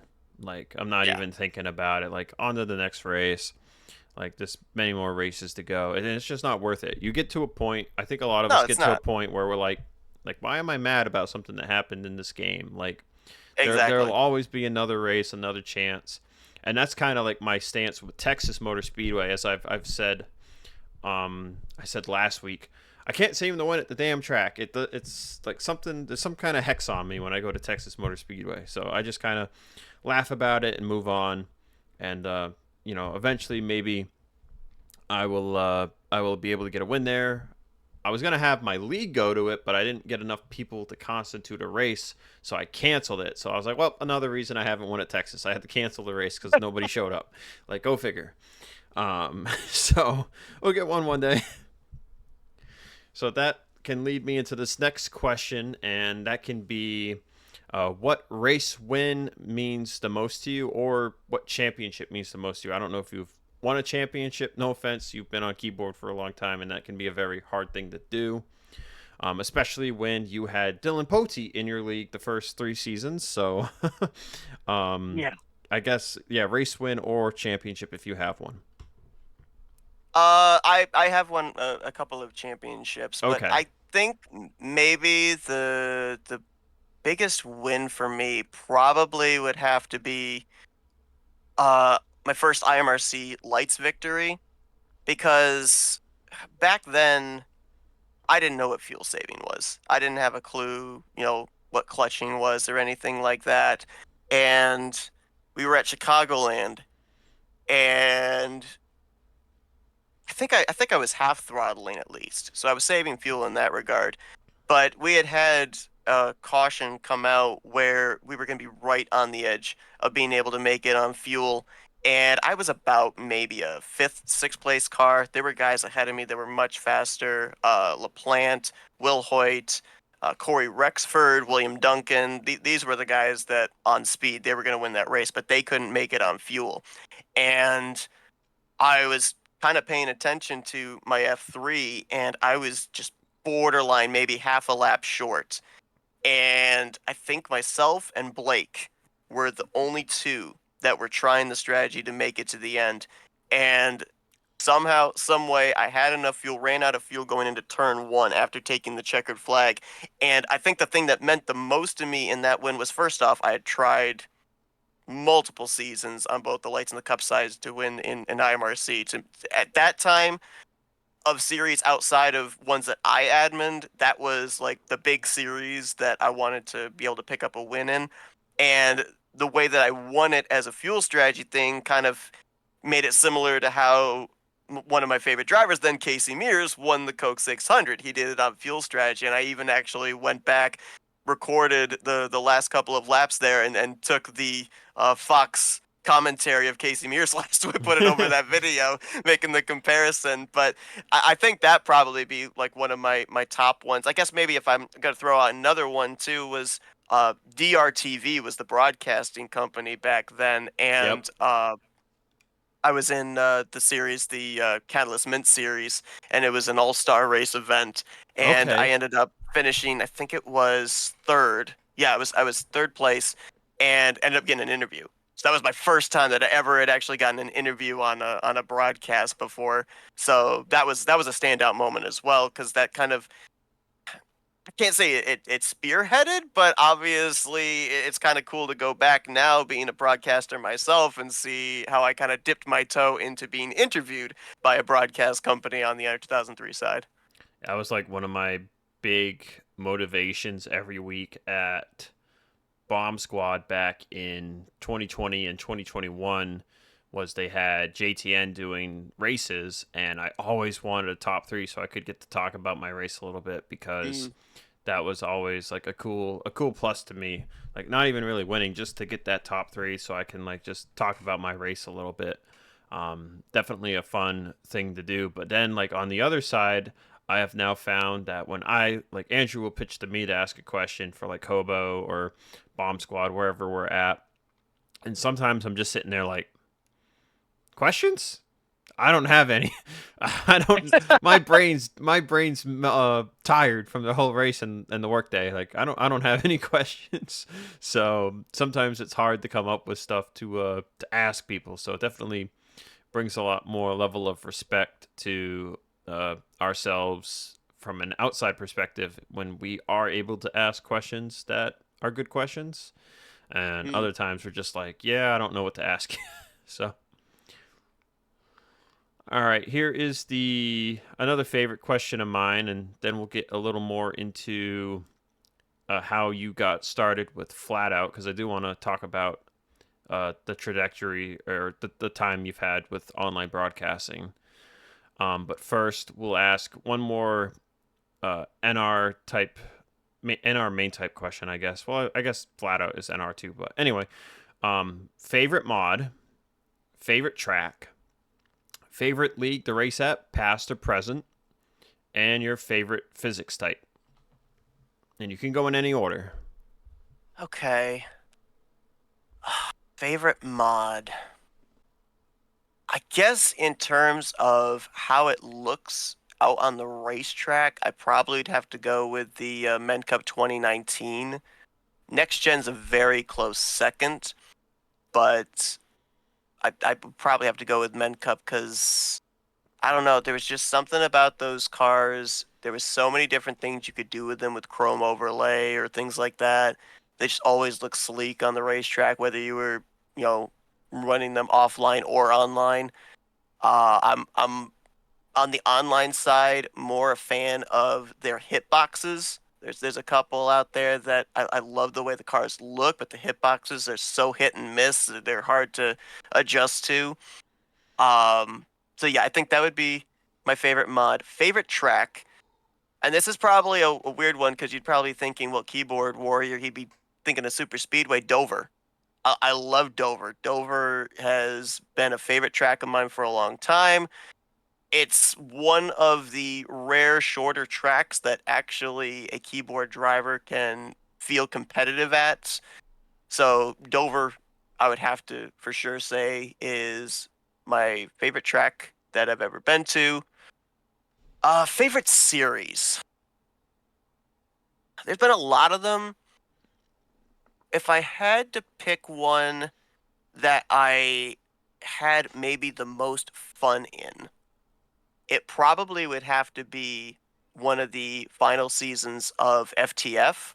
And a big reason for that is I feel that that kind of was my starting point of starting to get a little bit more competitive because of who you had in the field.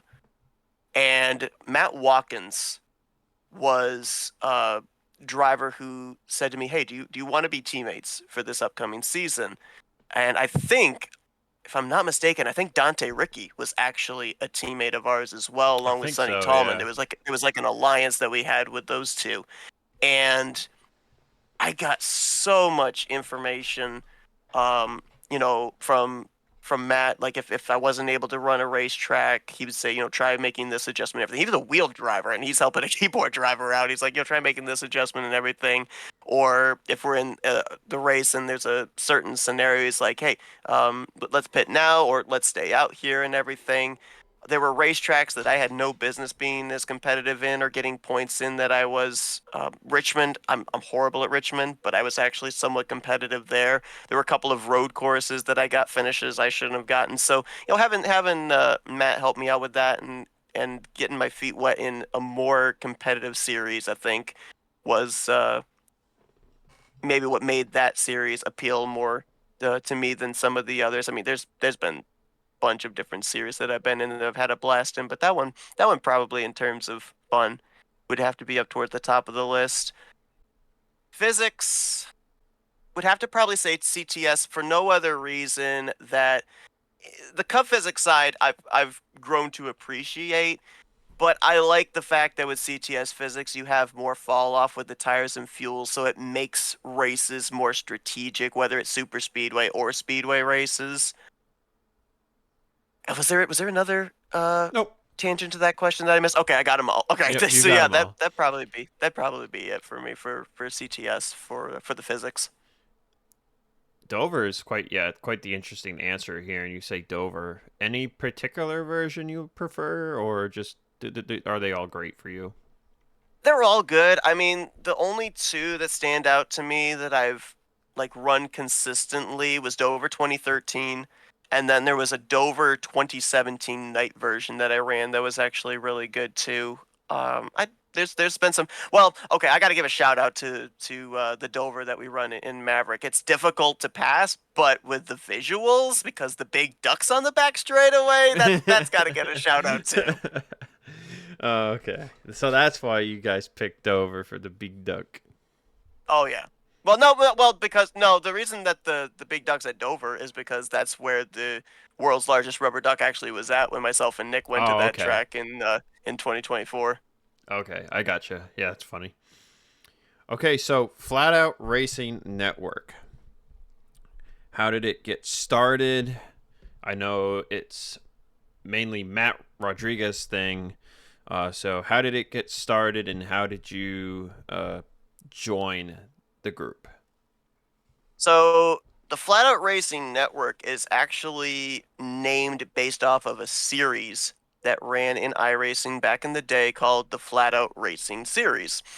Uh, it was 358 modifieds, and they wanted their series to be broadcasted.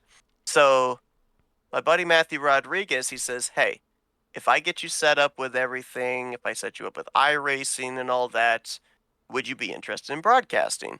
And I was like, "Yeah, absolutely." One problem. I don't have a very good computer. There's no way I'm going to be able to run iRacing. He says, "No problem." So we ended up getting this third party monitor software called Shadow. And through that, then I had a PC that was able to run all of the graphic, hard drive intensive programs like iRacing.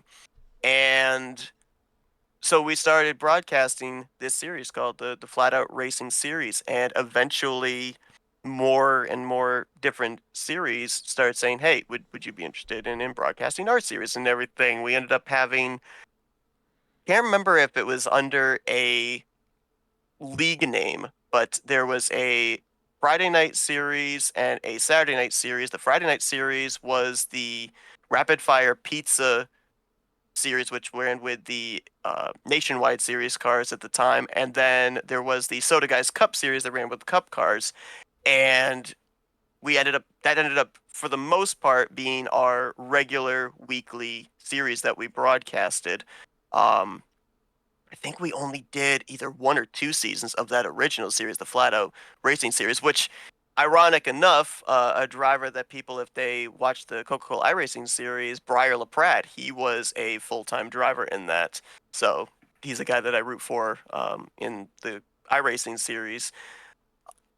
It ended up, I feel bad in saying this, but it's true. COVID spearheaded the success of Flat Out Racing Network I was gonna because at say, that I point, just to interject really quickly. I was just gonna say I was looking at the channel, and the oldest video is April 13th, 2020, and then the oldest stream, because YouTube separates them now, is April 16th, 2020. So I don't know why one so is in videos and one is in live, but That's like, yeah, right in Yeah, COVID. so we were started prior to that, but we ended up migrating over to another YouTube channel. That was of Okay. a former broadcasting series, but we basically, I think Matt purchased that YouTube channel so that we had a higher subscriber count and Oh, everything and more okay. traffic. It was offered to us. This guy's like, "Hey, I'm done broadcasting. Would you like to have my channel to be able to have Flat Out Racing Network have more of a viewership?" And Matt jumped on that. So we actually Interesting. started broadcasting back late 2018, but that channel that we're currently on now, and unfortunately, a lot of our early streams and videos are obviously lost unless Matt somewhere has them, saved. A lot of those are, currently not on our current channel. But yeah, that's back when we ended up purchasing that YouTube channel was back in 2020.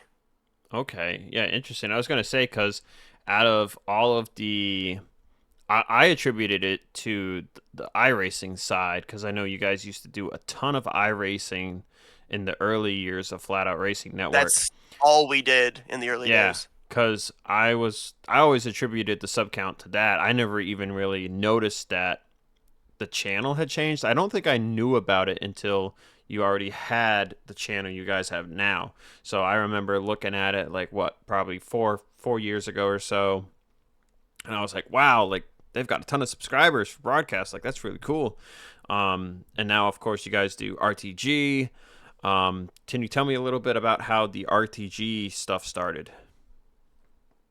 So the RTG stuff, I think, mostly started because a friend of mine, Jessica Shelton, ended up bringing up to them, they that we do not only uh, broadcasts for iRacing, but we also do broadcasts for NR. And David Cannon ended up getting in touch with me along with I'm trying to remember his first name. His last name was Ballman. I think it was Ed Ballman. They were the two main admins at the time, and they said, we'd love to have you come over and do NR broadcasts as well. And so at that time, we had only done, I think, maybe a couple of NR broadcasts, and for the most part, they were special events that I had hosted. So it was kind of maybe like, I guess, a testing of could we broadcast NR races. And RTG was our full-fledged, full-time, full season NR 2003 broadcast, and we've been with them ever since. So yeah, it was Jess was the avenue that basically got RTG in contact with us and has had us broadcasting series with them for multiple years now. Gotcha, gotcha. Yeah, because so now we have, when I look at the community currently as far as broadcasters that I know of, um, we've got you guys at Flat Out. We've got JTN. JTN is not as active as they used to be, and I think that's because and Joe I'm sure has his own story for it. But from what I know of Joe is he was in college when he started it, and now that he's like not in college, he doesn't have as much time or energy to put into Yeah, it. But we still see JTN here and there. Plus, a lot of the guys that he would have as his co-commentators, they race on certain nights now too, from what I understand, on iRacing. So you don't see a lot of JTN anymore. You've got Tarnation, who's come in the last few years. You did that fundraiser race the other month. What's that event yes. called again? It was the ALS Yes, the ALS race. race that Kelly Causey organized. Yeah, so you got to do something with them for that one, which was pretty cool. I remember watching most of that, and then I was skipping through a little bit. I think I watched the one last year too. So that's like a really cool event that we have currently, like 2 years running, maybe more now. I don't know how many years Kelly's been organizing it I per believe se. this was the third iteration. Okay. So so back to broadcasters. So then we've got Andrew with Top Dragster. There's SAC 103 TV. He's got a cool like sidebar standings thing he's been using. And then I've kind of been dipping my toes into it here and there. So I've got a question for you. So I've been asking myself, should I make a separate YouTube channel and get like new logos and stuff and broadcast that way? Should I just keep it on my current channel? And then like, do I need a Facebook page or not? If I really want to I don't. like get into it, and like advertise myself out there.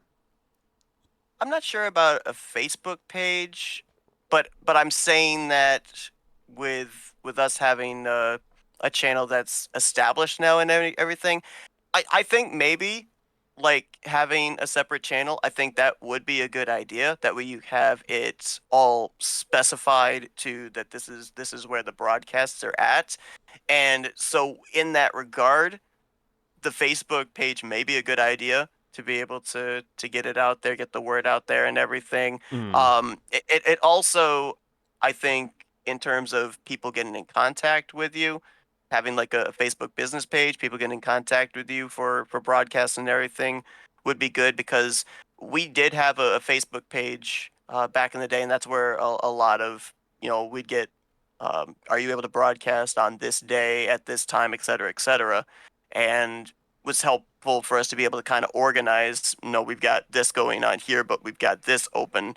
So yeah, I think having a Facebook page dedicated to your broadcasting thing and all that, I think would be a good idea. And I do think that having a separate channel also would be a good idea too. Um, I can tell you honestly that if there ever ended up being a day that Flat Out Racing Network stopped and I still wanted to continue doing something, that I probably would do the same thing. I would make an entirely separate channel from the current channel that I run and do it through an entirely brand new clean slate type of thing. gotcha. Yeah, okay. Yeah, so now I just got to get off my lazy ass and put in the work to make the channel. I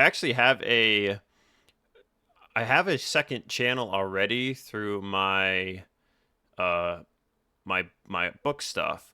My Oh, okay. marketing teacher that I hired told me like, "Oh yeah, like make videos and stuff." And I just like I did one video and I was like, I don't know, like talking about a book vlog style is just kind of not really interesting to me. So like I think I could just take that channel and like rebrand it since it's already like created without having to make like a new email or just to make like a whole new channel.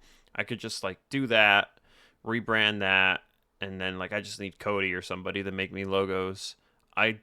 I don't know if it would be a good name or if I would need to come up with another one, but my like name in my head would be like Bulldog TV just because that would be like a clear extension of my current channel Bulldog Speed. Yeah, yeah, that makes sense. Um and then yeah, the Facebook page. Facebook page actually is something I was considering to create for the podcast because there are a lot of people in the community that I don't have on Discord, so I don't know if they know about the podcast, if they want to become on. But I also know, like, well, if I ask some of these guys, like, I want to have Grant Wesley on here maybe at one point. If, like, I just ask people, like, eventually, like, word of mouth gets around and then you have more people interested. So I don't really know if I need a Facebook page for this because it's like you can just send the YouTube link to someone on Facebook or Discord and you Right. can get the word out Yeah. that way. So, but yeah, I think broadcast wise, it like to your point, it would be good to have for people to reach out. That way, if they don't have me on my personal Facebook, they have a contact point. Yep. Yeah, that makes sense. Hey, so thanks for that info. I'll keep that in the back of my mind. Okay, so I know you've had quite the few trips in recent years. How many people have you met from the NR community now? If you can, I don't know if you have like a list you actually know off the top of your head. I know you've had a lot of big gatherings the last few years. And then name a special interaction or gathering you had with community members. I know I know one year all y'all went to Bristol, and Yep, 2021. I remember Joven calling me from the Airbnb, and he also showed me some funny karaoke clips too. Karaoke. Oh no, he showed you that? Okay. Yeah, Yeah, he he's gonna have recorded. that blackmail hanging over our heads for years to come. Um, but yeah, let's see. So the first people that I ever actually met up with in the NR community was 2019 when I went to Daytona. Met up with Dylan Young and Michael Norman, who I've met up with multiple times since then. Next would have been that 2021 trip to Bristol, and That was it was myself. 2021. Oh, gosh, That was I 2021. thought that was in Oh no, I'm sorry. 2022. No, that was 22. No, it is 22. Okay. I'm sorry. I'm Whew. getting the Bristol trips mixed up. Oh, thank God. 2021 was still Bristol, but it was just four of us. It was myself, Michael, Anthony McCrory, and Matthew Rodriguez. Which that was actually a cool trip because I drove down and actually picked up Anthony, stayed the night at Anthony's house, picked him up, and then we went down to Bristol together. So I ended up having somebody at least for a portion of the road trip to talk with. Then 2022, we'll get this one right this time, was our biggest group so far, where myself, Michael, Anthony, his soon to be now wife, Autumn, Benjamin Miles, Carson Gum, Joven, and Nick Gunther. We all ended up going together for the entire race weekend. 2 hour drive to and 2 hour drive back from the racetrack because our B&B was all the way in Knoxville, but we were trying to find Ooh, something right in Knoxville. between airport and racetrack. Yeah, yeah, we had it was nice, secluded little neighborhood. Had the entire house. It was really nice place. So that was probably up to this point the biggest and most fun group trip that we had that was racing related. Um, and actually during that Bristol trip as well, I met with Noah Hart. We met him at the racetrack. We met Marty Zakala there, and we also met Jesse Turner. So that was that. So they weren't part of our group, but it was cool to be able to meet them. I remember being so jealous that you guys met all of those guys, and I remember, I think Joven was trying to get me to go, but I had already planned like a vacation out, I think in July.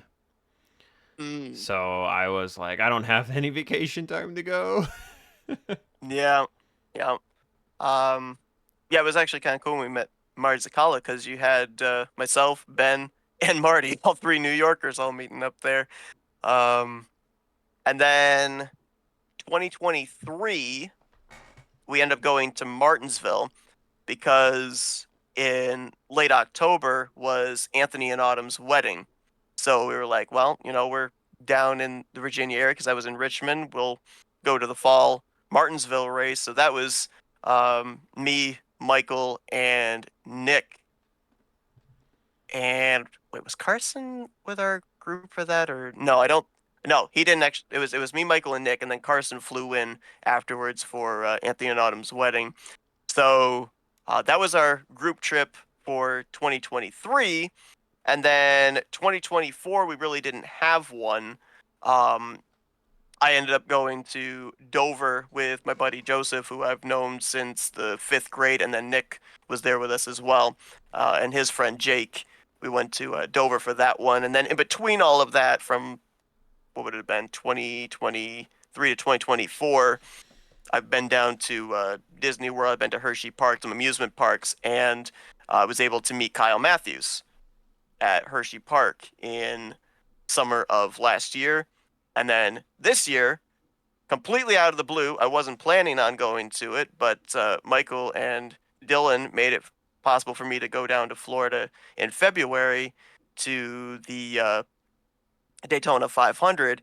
And during that span, I ended up meeting with Dylan Pote for the very first time and Steve Rada and Joseph Landy Pavlon as well. So I haven't kept track. I think I'm over a dozen people that I've ended up meeting during the course of all of those trips out of the NR2003 offline and online community. Nice. Yeah, I've only met, Gosh, only 3 people, I want to say. I met Cole in New Hampshire one year.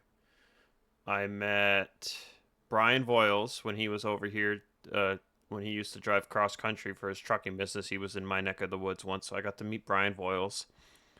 And then I got to see like how he had his sim rig set up in his truck, which was pretty cool. Oh wow. Yeah, that was cool.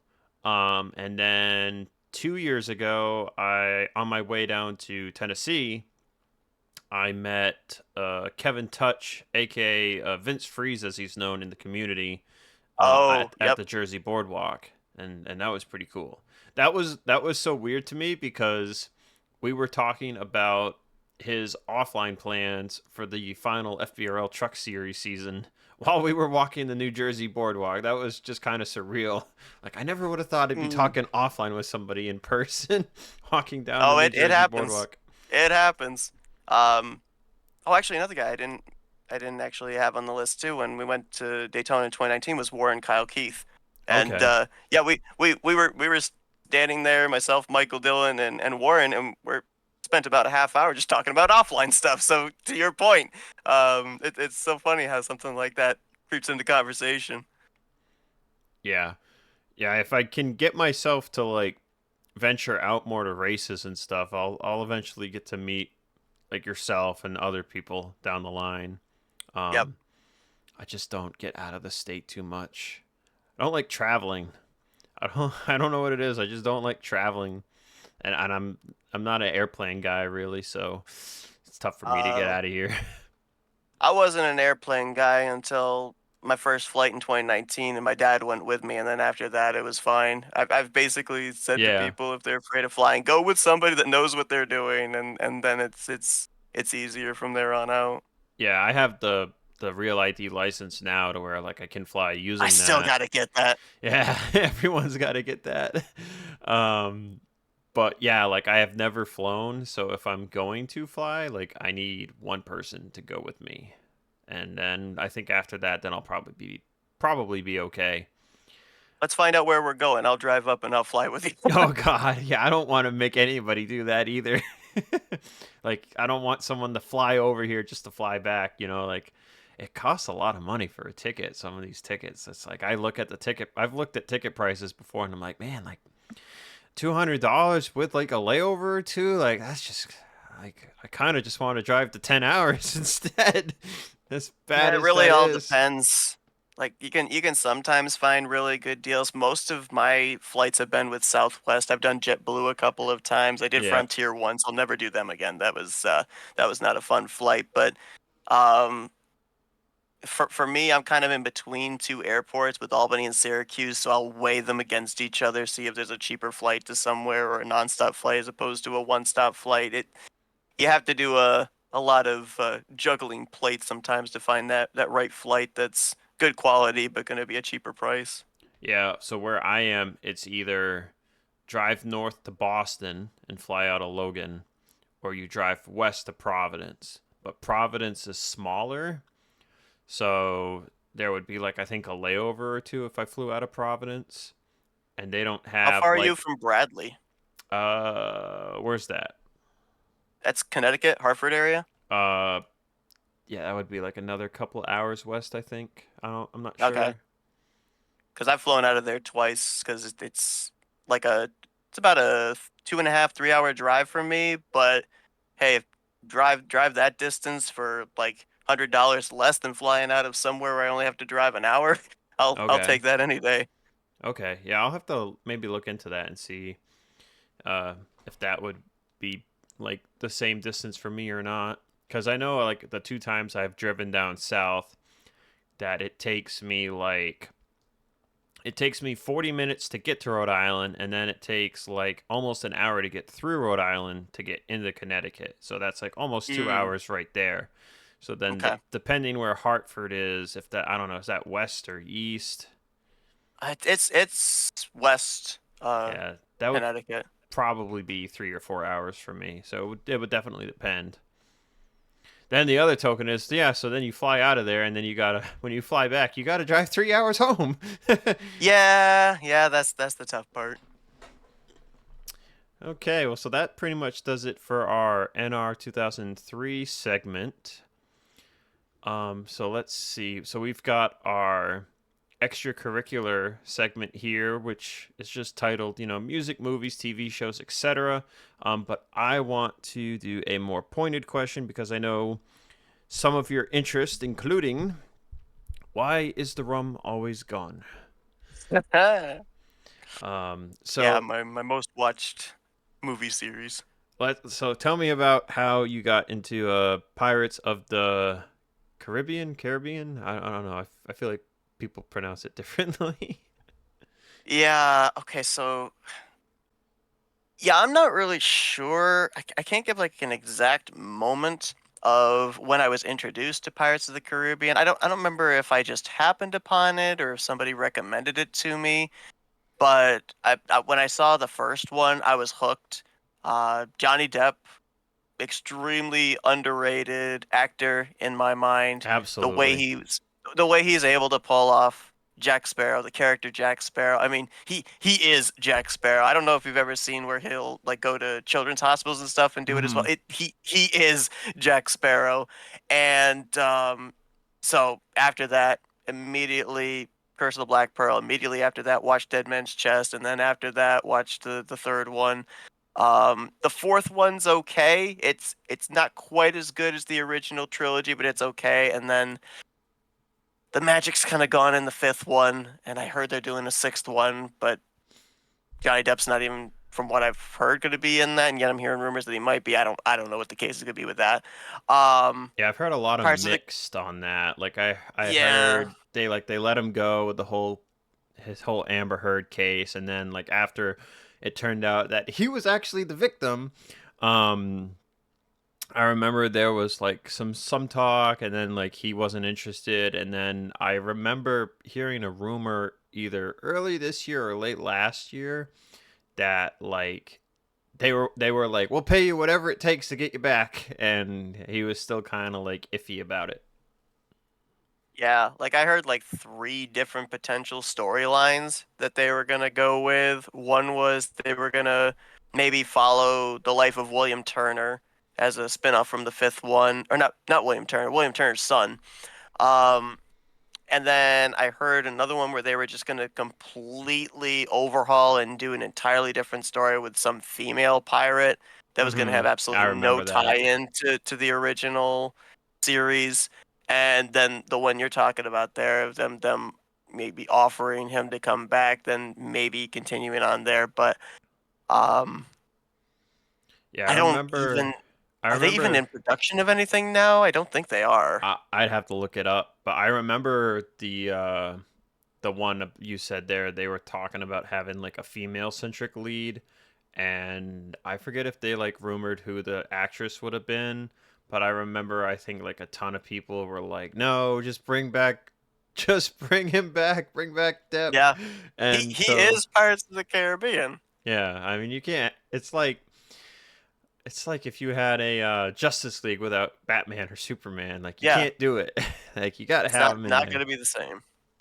Yeah, so I don't remember when I saw Black Pearl the first time. I believe I saw it. It came out in '03. I definitely saw it when it came out, but I don't really remember being like too heavily into it until I saw Dead Man's Chest in '06. Once I saw Dead Man's Chest in '06, then I went back and watched Curse of the Black Pearl again. Actually, I think I like the comedy in Curse of the Black Pearl the most. Um, and then so then at World's End was '07, and that movie has my favorite scene. So I haven't seen movies 4 or 5. Yeah, I need to get around to that. I just actually renewed my Disney Plus because I'm re-binging season 1 of Andor so I can binge season 2. Oh, okay. Yep. Um so I need to watch movies 4 and 5, so maybe I'll get around to that.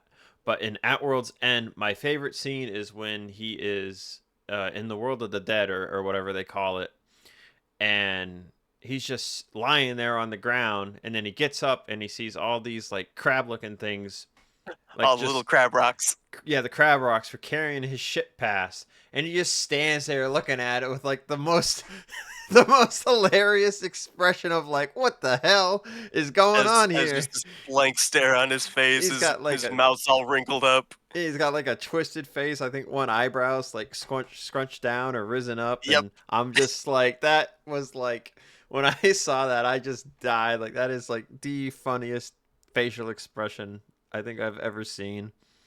It's just a moment of pure, what is, like, what am I looking at? Yeah, he's extremely versatile and like completely threw himself into that character. The fourth one too. The reason I say it's not quite as good as the other three is it does take you off on a different storyline. There's no Elizabeth Swann, there's no Will Turner. Barbossa does show up again, but it takes you away from a lot of the characters you've gotten familiar with in the Hmm. first three and introduces some new characters. Like you get Blackbeard, you get Blackbeard's daughter. You start to get introduced a little bit more to the French. And the English and their fight to be able to get to something important. So it doesn't have the older characters, but the storyline, the comedy, everything all still kind of matches up. It's different, but it's the same, I guess. I don't know what it is with the fifth one. Even to Johnny Depp himself, you almost got the sense he didn't want to be there. Like the magic Hmm. seemed to be fizzled out some. A lot of the areas of the storyline, it was like they were trying too hard to make something make sense. There was a lot of broken links. There were maybe two or three lines that were actually really, really good. Like there's one point where Jack is completely drunk and he walks into a shop of a map maker's shop. I think he actually is an astronomer too, and the astronomer guy. There's a female character who's accused of being a witch when she's really just really smart and she knows math and everything. So he aims a gun at her. And she goes, "There's a witch in my shop." And then Jack Sparrow walks in and he goes, "There's a pirate and a witch in my shop." And Jack Sparrow goes, "Well, it's your lucky day. Have either of the four of you seen my bank?" Because he has like a bank hooked up to mules and they're trying to rob a bank. And it goes through the building and he goes, "Oh, found it." So there's at least a little couple of good comedic quips there in the fifth one, but it's got me nervous for this sixth one coming out if it happens. You know, with how the fifth one was. Yeah, I mean, I was looking at the release date spread. So the first movie was '03, then they went bang bang '06, '07, Yep, which means I think they must have filmed, at World's End, like simultaneously. right after they did Dead Man's Chest. Like, they must have just banged them I back think and they did forth. them at the same time. I think Yeah, they were filming scenes for both at the exact same time. yeah. Um, then movie 4 came out 4 years later in 2011, and then movie 5 came out 6 years later in 2017. So you're looking at like a 9, maybe 10 year jump from the last one. So maybe allow them to bring back some of that magic, but I don't think they can really do it without Johnny Depp, and I think they know that. Yeah, yeah, I think so too. I will also be interested if they do bring Johnny Depp. See how many characters from the fifth movie they bring back. You only got a small cameo appearance from Orlando Bloom. You only got a small cameo appearance from Keira Knightley in the fifth one. Like I said, neither of them appeared at all in the fourth one, which was okay. It was fine. They did a good job of introducing the new storyline characters, but how much callback they're going to do to the previous ones is going to be interesting to find out. Right on. And now, any other movie or TV show interests of yours that I am forgetting, since Pirates of the Caribbean is kind of just like at the top there? Yeah, I mean, Harry Potter. I started getting into that about 4 or 5 years ago. I think Michael kind of introduced me to that one. I hadn't, looked into that at Who's all. Michael? I don't know Michael. Oh, Michael. Yeah, which Michael? Yeah, Michael Norman. Who? Who? Oh, I don't know who you're talking about. Sorry, the name's The drawing a ditch, the blank. ditch, the ditch diver. The bitch diver. Well, close enough. Anyway, I'm just But playing. Yeah, he introduced me to that, so I've watched that series numerous times, and then Lord of the Rings and The Hobbit. Okay, nice. Yeah. Peter Jackson stuff I really like, and I've watched through those series numerous times. I haven't yet. I know they've got what like Middle Earth or something now on Netflix or HBO. I haven't I think looked there's into a any of that Amazon. yet. There's an Maybe Amazon it's series. Amazon. Yeah. Yeah. So I haven't looked into any of that stuff. I know that they said I think a couple of the original actors and actresses from Lord of the Rings have actually been put into there, but I haven't dabbled into that. But I guess maybe in talking about movies, a big reason why I'm a fan of Lord of the Rings is I loved when they first came out with the Chronicles of Narnia movies. Oh yeah. Um, Disney had the Lion Witch and the Wardrobe and Prince Caspian, and then Fox did the Voyage of the Dawn Treader, and yeah, I grew up on those books. So when they made a movie adaptation of it, it was like, oh yeah. So with that whole kind of, I don't know, medieval type style, it was an easy transition then to for Lord of the Rings and The Hobbit. Have you ever seen the director's cut for? I think it's Two Towers is the name of the movie. I've seen the director's cut for all of them. Okay, yeah, because I remember. So I have them on DVD, and I know Two Towers, the director's cut, is I think like 4 hours. And when they Yep. released it on DVD, they had to split it onto two discs because it was Yeah. so long. Yep. Um, so that was always kind of crazy to me. I think I watched part one night. Like this was years ago. I watched part one night, and then I was like, "Well, it's 10:30. I'm not staying up for another 2 hours, so I'll watch the second part tomorrow night." So I watched it in 2 nights. That's Yeah, they how did freaking a long pretty it good is. job, and when they spliced it up to have the shorter version, they did a pretty good job on that. But when you watch the director's cut, there's a lot more scenes in there that help make a little bit more sense of what happens afterwards of what they had on the original like DVD version and everything. So I personally like the director's cut because there's a little bit more flow to it. Right on, yeah. Anything music wise or other things you're interested? Like maybe if you want to talk about how you got into auctioning.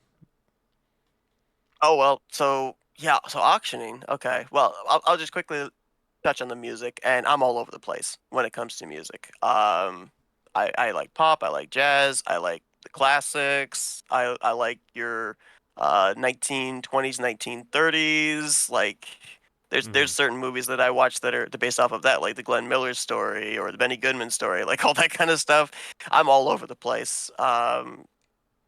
There's a lot of music that I'll hear that I have no clue what it is from the 70s, the 80s, and all that. So there's a big gap when it comes to my music range. So it's just kind of whatever I hear at the time. If I like it or if I don't like it, it really depends. But as far as like the auction stuff, so that actually began, believe it or not, with storage locker auctions. My adopted uncle, has been a long time family friend, started going to storage locker auctions that we had around our area because at that time Storage Wars was huge on television and everybody saw that and saw, ooh, I can make big bucks from what's in these abandoned storage lockers. So everyone would show up to these storage locker auctions. And so that began basically my introduction into the buy and resale auction type world. The guy that did a lot of the storage locker auctions that we would go to, his name was Jack Belknap. And after a while, we ended up going to his auction house where he would have, I think it was every Wednesday night, he had weekly auctions. It got to the point where he then offered myself and my sister an opportunity to be runners in the auction. And you learn quick. Like, you start to get an idea of, this is this type of collectible, and then this is junk.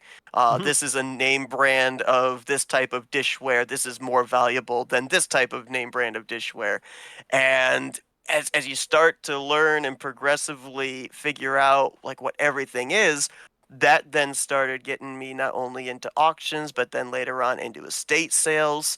A lot of times there would be estate sales. I worked for about 3, 4 years with a guy named Jeff Jones with estate sales, and you'd get to the second or third day of the sale, stuff would start getting discounted. You get to the final day of the sale, it starts being that things are about 70 to 80% off. And when that happens, if you start to see there's still some of those good items out there, I would buy those items. You buy them all in bulk. Like you get everything that you want, you put it all in a pile, and you get a really good deal for it all. So I would end up doing that. I'd bring that stuff home, store it, and then put it out for garage sales and end up making like 3, 4, 5 times what I paid for it. So the whole buy and resale of stuff was introduced with auctions, eventually went to estate sales, and then evolved over into garage sales. And it's been fun as well to kind of watch and see the trends of what's in, what's out. Something makes a comeback 5 years later, something that's been popular for 10 straight years now all of a sudden it's completely obsolete and everybody's trying to sell and get rid of it. It's been fun to kind of watch how all that ebb and flow is taking place with all sorts of different things. Doesn't matter what type of thing it is. Furniture, glassware, all that kind of stuff. It actually reminds me, I have two die casts in my basement in a box because I don't have a place from up here that I got from you, and I can't remember if I won, if it was a giveaway, or if you were just selling them. I think you were selling. There were a bunch of die casts. You made a video at the time that you were just like, I don't have room for these. I'll sell them. Best offer, yada yada, or something like that. You were doing like I think $10 for two or something like that.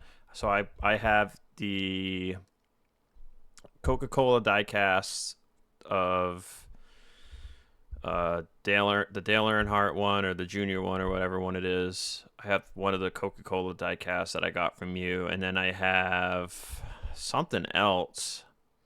I think a Truex rookie car I got from you, like a Nilla Wafers Oh, one or something. Nilla wafers, maybe the Taco Bell one. Yeah, not the Taco Bell. It was a yellow scheme. I think it's a Nilla Wafers. I'd have to run down to the Okay. basement to check, but it was a yellow Truex car, so I want to say that's what it was. I could Maybe be Fig Newtons. mistaken. But yeah, like you've gotten, you would say diecast could probably fall into that too, no? It does I'm not as well versed when it comes to NASCAR diecast now because there's so much of it. Oh, Long John Silver's Oh, that's right. 2004 Long Yep. John Silver's car. That's what it Yep. was. There's so much NASCAR diecast out there now. Now, it's been easier for me as a collector to be able to kind of pick out whether, something's a good deal or not. But in terms of selling, like I'm a part of I think about 3 or 4 different buy and sell NASCAR diecast group pages on Facebook, and there seems to be so much more selling than there is buying. The market is completely flooded right now. So while it's difficult for me as of right now, I'm not in the position where I have any diecast that I'm looking to move.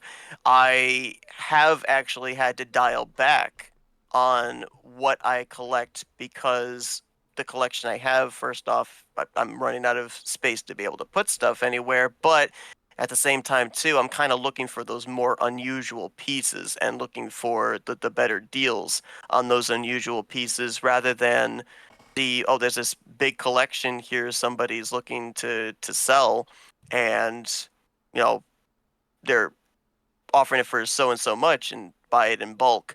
um I just recently moved and there was a bunch of stuff. There was a place that was having a clean out, and this guy had a Dale Jr., Dale Sr.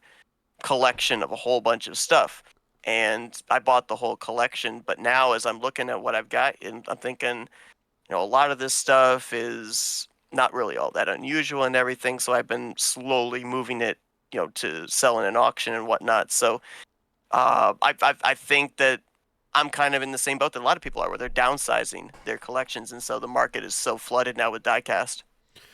Yeah, another market that's really in a crazy position right now is the Pokemon card market. Really? Yeah, so the Pokemon card market has exploded as of like last fall, winter, like kind of over the winter. The Pokemon card market exploded. There's a lot of scalping going on. Prices for cards in general have just gone up. Like the market has exploded because Pokemon released a mobile card game, and I think that's been a good entryway for people to get into the real Pokemon cards. So like the whole like prices of Pokemon cards and stuff have like doubled or tripled. So like I actually have not gone to the local card store in my area in like 6 months or so. I need to go. A buddy of mine I work with is big into Pokemon cards, more a little more than I am, and he's been meaning to go. But I would be like I want to go and see like what they're selling single cards now for, because like you can get there are certain cards right now that you can get ungraded. Like you could sell ungraded for like double what you could 6 months ago. Like the Wow. market's in like a huge flux right now. Wow. Did not know that. I've not ever really dabbled into Pokemon Yu-Gi-Oh cards. I know there was one time I bought like a whole box of Yu-Gi-Oh cards for $20, but I don't know what's good, what's not. And it's the same with Yeah. Pokemon cards. Yu-Gi-Oh cards, what's interesting is I thought like if cards were rare they were worth some monetary value, but then I went to the card store in my area and I saw some like crazy hollow foil designs and I was like, "Wow. I've never seen anything like this before."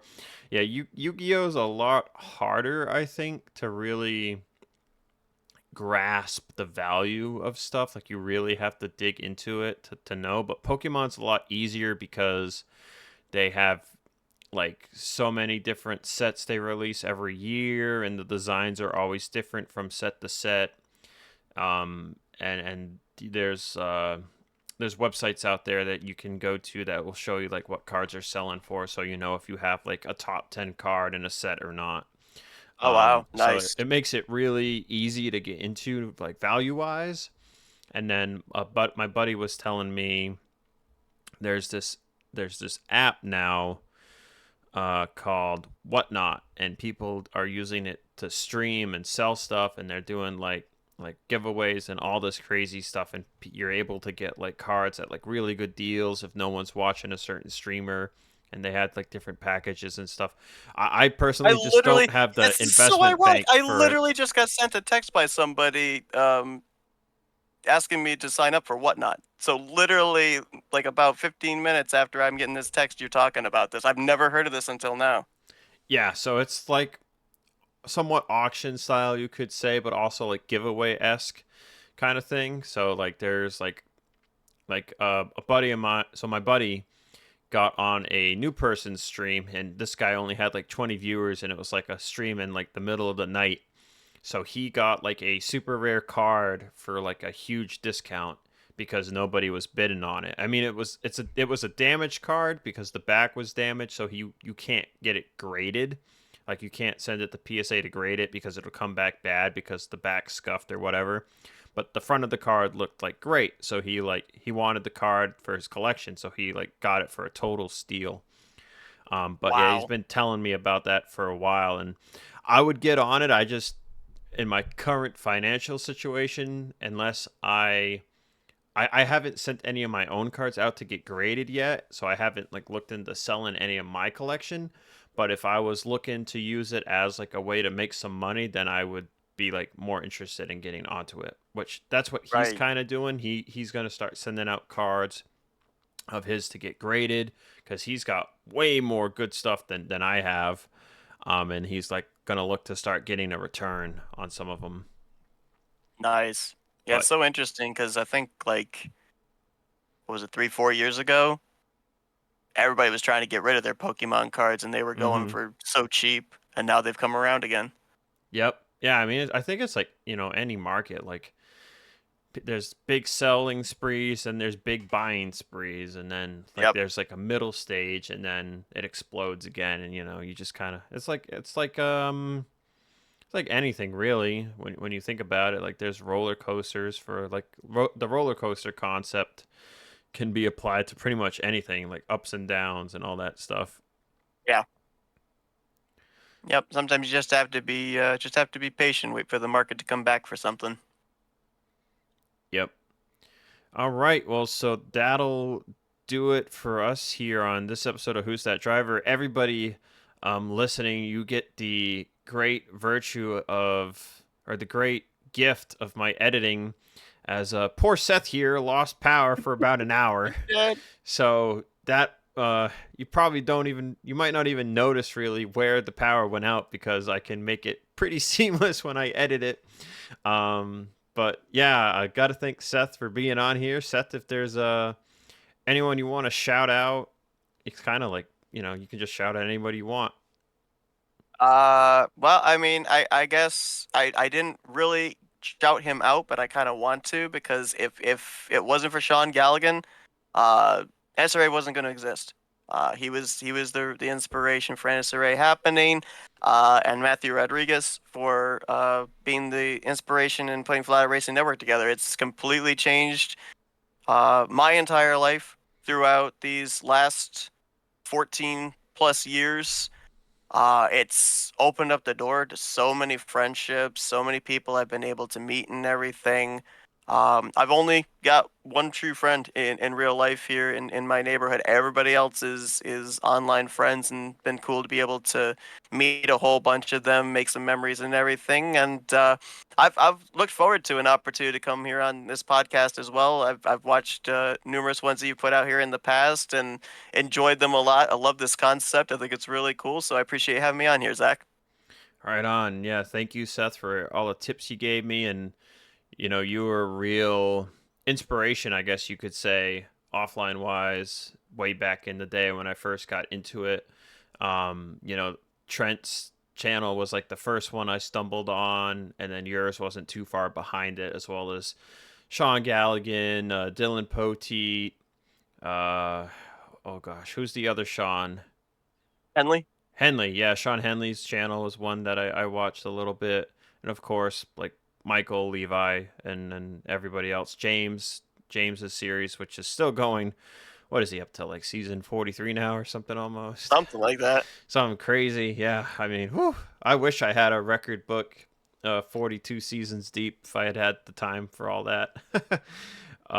But yeah, thanks again for coming on. And I got to figure out who the guest is going to be for episode 10. I wanted to have Joven on, but Joven's busy prepping for a vacation. He's going to be out of town. Are you guys going to the Indy 500? Were you guys doing that this year, or am Yeah, I? that's the vacation. Yeah, I was gonna say. I was like, I think that's the vacation. It's the Indy 500. So yeah, I'll have to figure out who in my mind would be great for like an episode 10, because you only hit double digits once. Yep. But yeah. I'll tell you what. I'll get him on a coaster, and he can do the podcast with you from a coaster.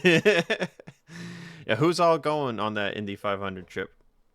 Right now it's gonna be myself, Joven, Nick Gunther, and Matt McIntyre. We're gonna be doing Indiana Beach Amusement Park, then going to the Indy 500, and then for the final leg of the trip, Dylan Young is flying up for Holiday World. So it's four of us really, and then Dylan's gonna be the fifth in the latter half of the trip.